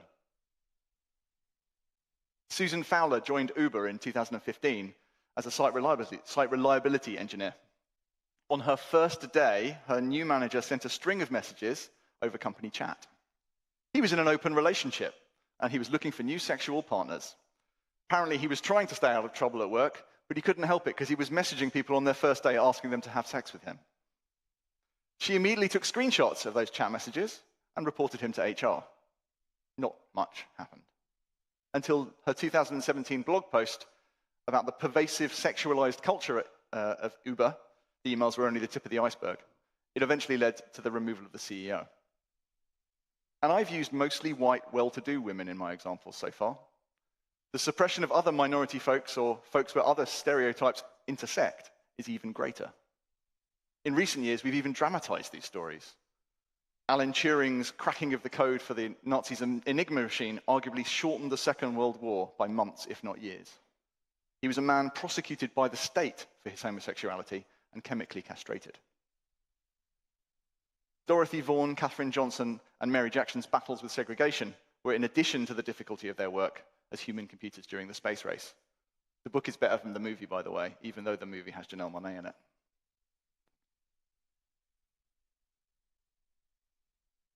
Now, these films have their omissions, their fictions, their timeline compressions and composite characters, as does any dramatization of real life.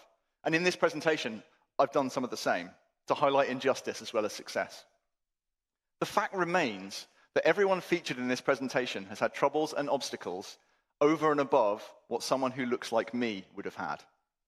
Their contributions were minimized, re-legislated, blocked, forgotten, or ignored. That's an excellent suggestion, Mrs. Triggs. Perhaps one of the men here would like to make it. Because let's be honest, this talk's a bit awkward, isn't it? The painful truth in this cartoon from Punch is apparent in this conference too.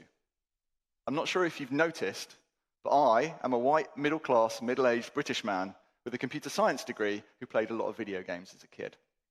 I could not be any more generic computer guy if I tried. Because it's not like this stuff isn't out there. The information, whilst perhaps new to some folks, isn't locked in a secret ladies-only history vault. I just had to bloody look for it. This talk isn't aimed at those folks. It's aimed at the folks in here who look like me.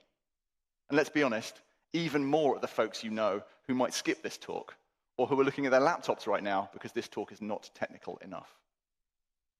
I guess the reason I think it's okay for me to say these things, to point this stuff out, looking like me, is that maybe you'll pay attention and maybe you'll fucking listen to me. So here's a few things we can do to make the situation better. Where can we borrow some great ideas? How about Web 2? Flickr. Who remembers Flickr? It was like Instagram, except Yahoo bought it rather than Facebook. One of the founders, Stuart Butterfield, went on to create the unmanageable nightmare hellscape of Slack, in which you spend your days. But the community that grew around the product originally was the responsibility of co-founder Katarina Fake. She was behind the first draft of their community guidelines, which still exist to this day. So let us, like those skiing chaps in Garmisch, steal a great idea from a clever woman.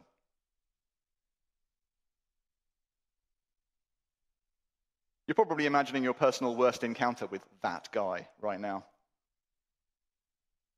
There's a lot of versions of that guy. There's this one, very familiar to me as a conference organizer. I won't be taking questions at the end of the talk. Say it with me. Don't be that guy. This guy is very wrong about this.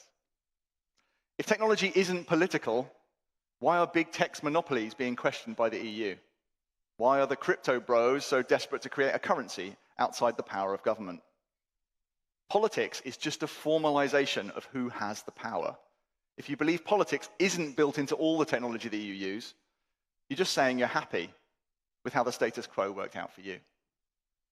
I guess what I'm trying to say here is that people should want to work with you on your cool stuff because of you and not despite you. Say it with me. Don't be that guy. The idea of humor as an assertion of superiority goes back to the ancient Greeks. Plato wrote, "Taken generally, the ridiculousness is a certain kind of evil, specifically a vice." Consciously or not, humor and its reception subtly reveals the contours of power in a community. Who is deemed fair game and who isn't. Actual funny doesn't punch down. It reveals a truth about the teller. If you have to qualify a gag using this language, you are not a comedian, you are a dickhead.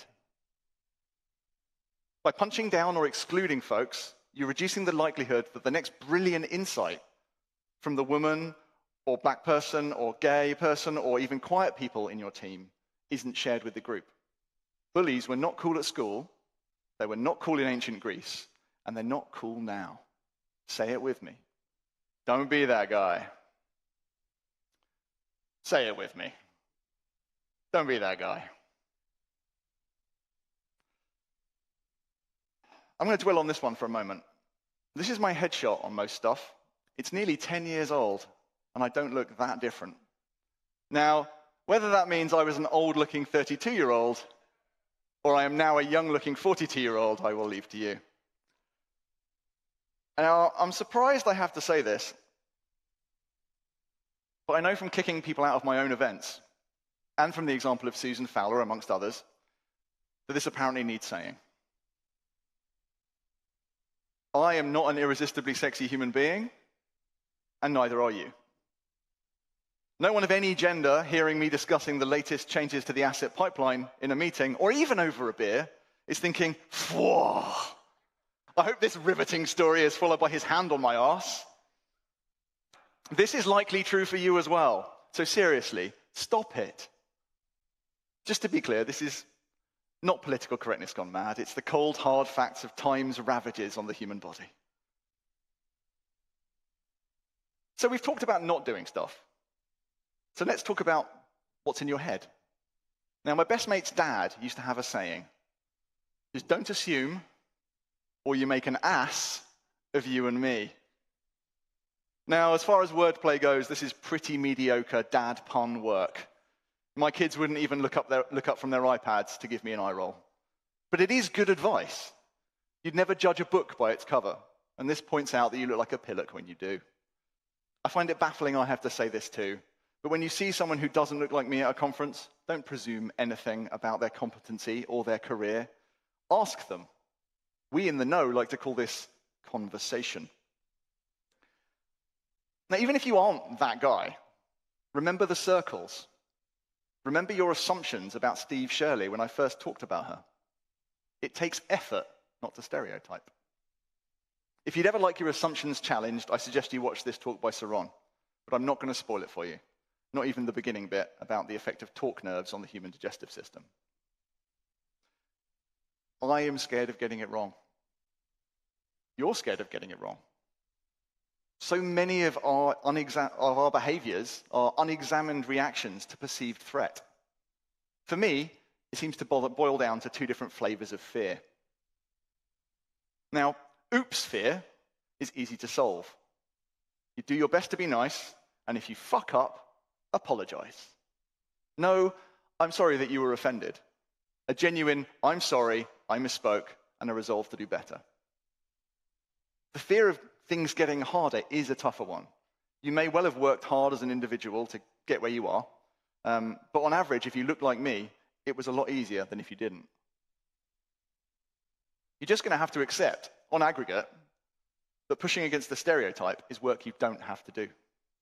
And honestly, the fact is things might well get harder for you when there's less ignoring of the potential of half of the human race because of how they look. Or perhaps considering maybe life isn't a race, a competition, and we're not in a zero-sum game. Or you can keep making excuses, and nothing will change. Finally, we're going to have a little chat about a couple of things you can do right now to make things better. Now, firstly, every manager I know well has a spreadsheet, either in reality or in their heads, about how the individuals in their team are paid. And every manager also knows who on that spreadsheet is underpaid. And some of those managers are in the room right now. If you take one action away from this talk, it is to fix the pay of the folks who deserve it. You will inevitably be fixing an inequality. Now, I say this mostly because it's the right thing to do, but as a side benefit, this will remove one reason why these folks might leave, which is going to save you stress and money in hiring a replacement for them. Open the notes app on your phone as you leave this room today and write down the names of the folks in your team whose pay you have to look at. You already know who they are. Why can't we hire women or black folks, they say. My gut is you're simply not trying hard enough. Sorry. And it's worth checking with your teammates and coworkers in an open and honest way whether the whisper network is against you. Has your business done anything that might make it the subject of back-channel gossip as a bad place to work for non-generic computer dudes? Now, lots of teams have an original sin of what becomes one of these things is not like the other. You hire someone quickly to your team who hires someone else who looks like them from their network, who hires someone else, and then it repeats. And for a while, that's fine until our industry ends up looking like it does. It doesn't take many iterations of this loop to make a place pretty unappealing for the first person who breaks the pattern. It's more the case that most of these folks are too much like the others. You never built up the muscle of proper hiring or had to think about making an environment that might appeal to folks outside this demographic. Ironically, we could learn a lot from building teams from Sesame Street in how deliberately it makes sure it reflects the makeup of the world around it. If you're already in this predicament, you'll need to do the hard work to get out of it. Which brings me to this. We all like to give advice and make claims that our successes were made with Zen-like wisdom and not in a panic with our fingers crossed.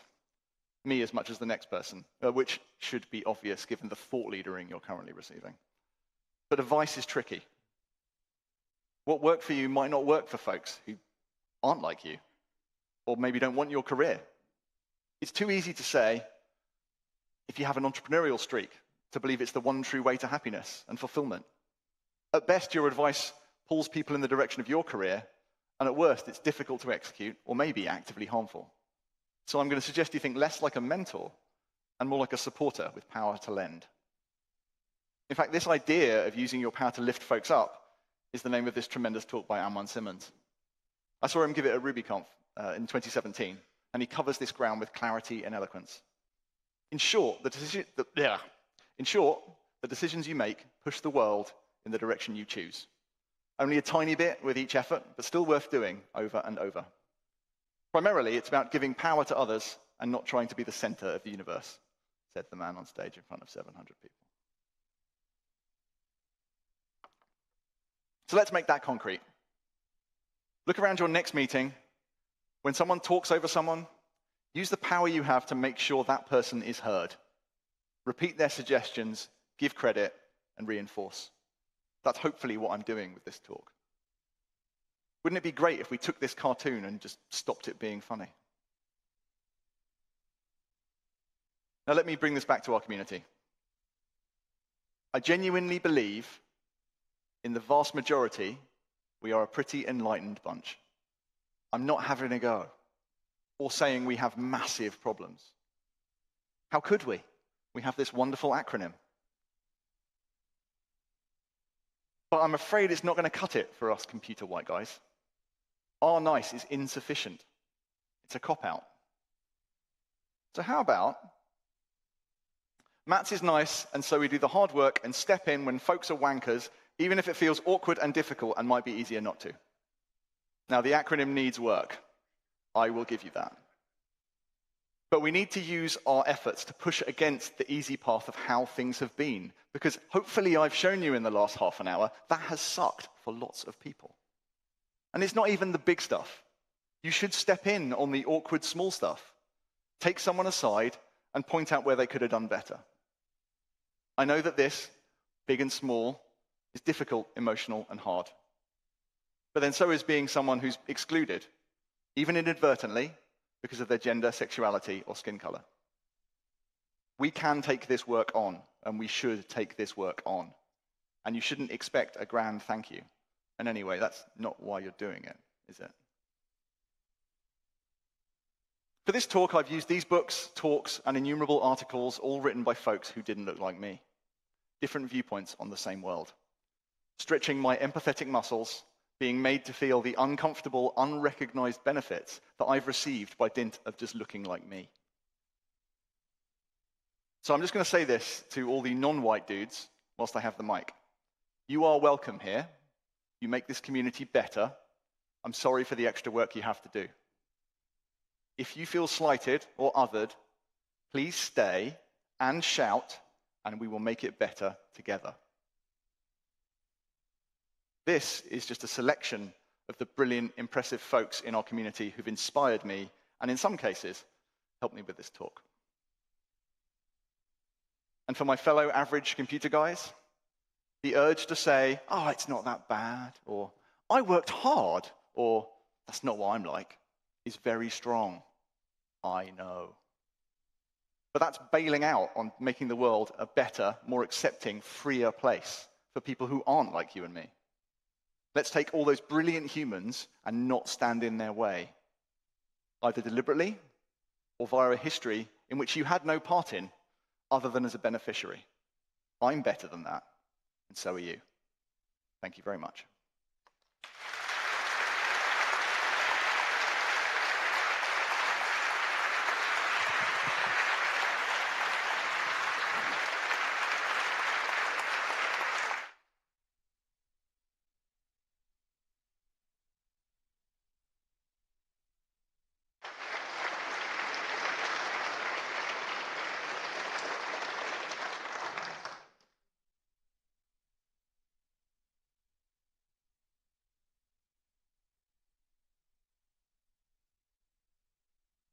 What can you say after that? You go all in Spike Lee, do the right thing. Andy, thank you so much. If there ever was a closing keynote, I bet that was it. At this point, I want to give it to Matthias for conference closing, also for the next Euruko city. I think you need to switch computers at this point. A few housekeeping matters still. We were asked, when do we get the recordings from all the keynotes? Well, obviously now all the keynotes exist, just like a minute ago. So the live stream, full live streams are visible at the website right after we finish the conference. The snippets or keynotes with that, they will be separate clips. That will be next week, as well as the official photos of the event. They will be there on the website next week. I don't think we're missing any questions. Matthias, are you ready? You can have mine. All right, so don't have a lot to say. Just want to thank a whole lot of people. First of all our amazing sponsors, like Cookpad, who were, as I said in the opening, the first ones to sign up, and we didn't even have a venue. Shopify, Meister, Lauren, Brella, and also all the rest. And then I want to give a special thanks to Simo, who couldn't be here, who was organizing this with me, but he went and caught COVID this week, which was inconvenient. So a special thanks for Simo, maybe a round of applause as well.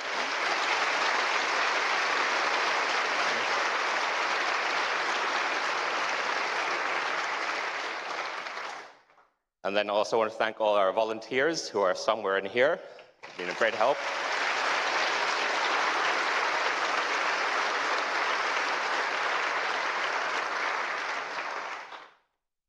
And then, as some of you might be familiar, we have this tradition in the Ruby community of the Friday hug.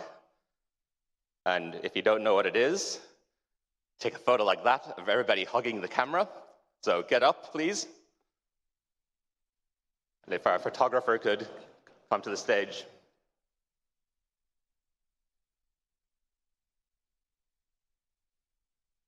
Yes, go.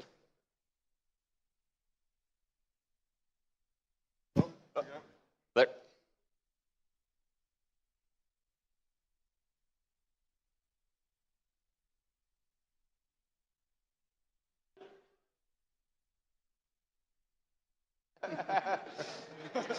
Thank you.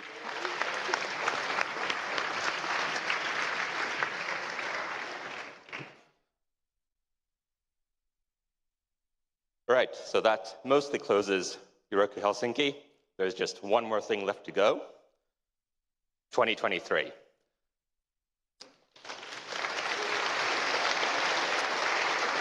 It was an extremely tight competition, but in the end, the winner is Brighton. No, just kidding. You should have seen Andy's face. No, the real winner is Vilnius.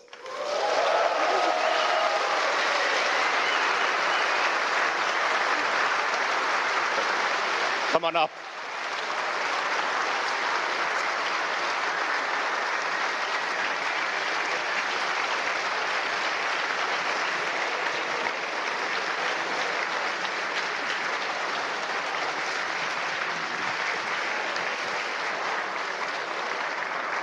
So we are 2%. Yes. Usually Mats would do this part, but he's not here, unfortunately, so you'll have to do with me.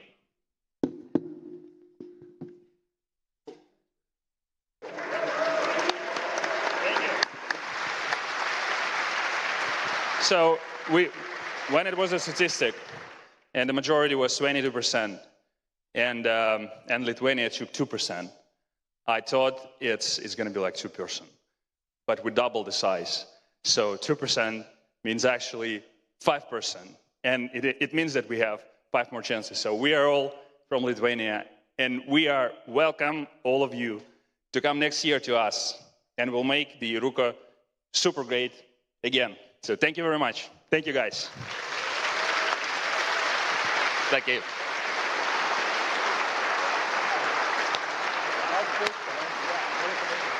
And that's it for Euruko 2022. Thank you, everybody, for coming. It's been great, and I'm very glad it's all over. Thanks.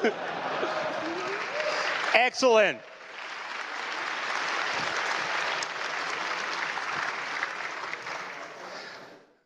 Like Matthias said, it's not passing of the baton, the passing of the gong to the next city. Excellent. That's it. We're done. Thank you so much, whether you participated from your home office, or if you were actually here. Thank you. Safe travels. All the best. Bye-bye.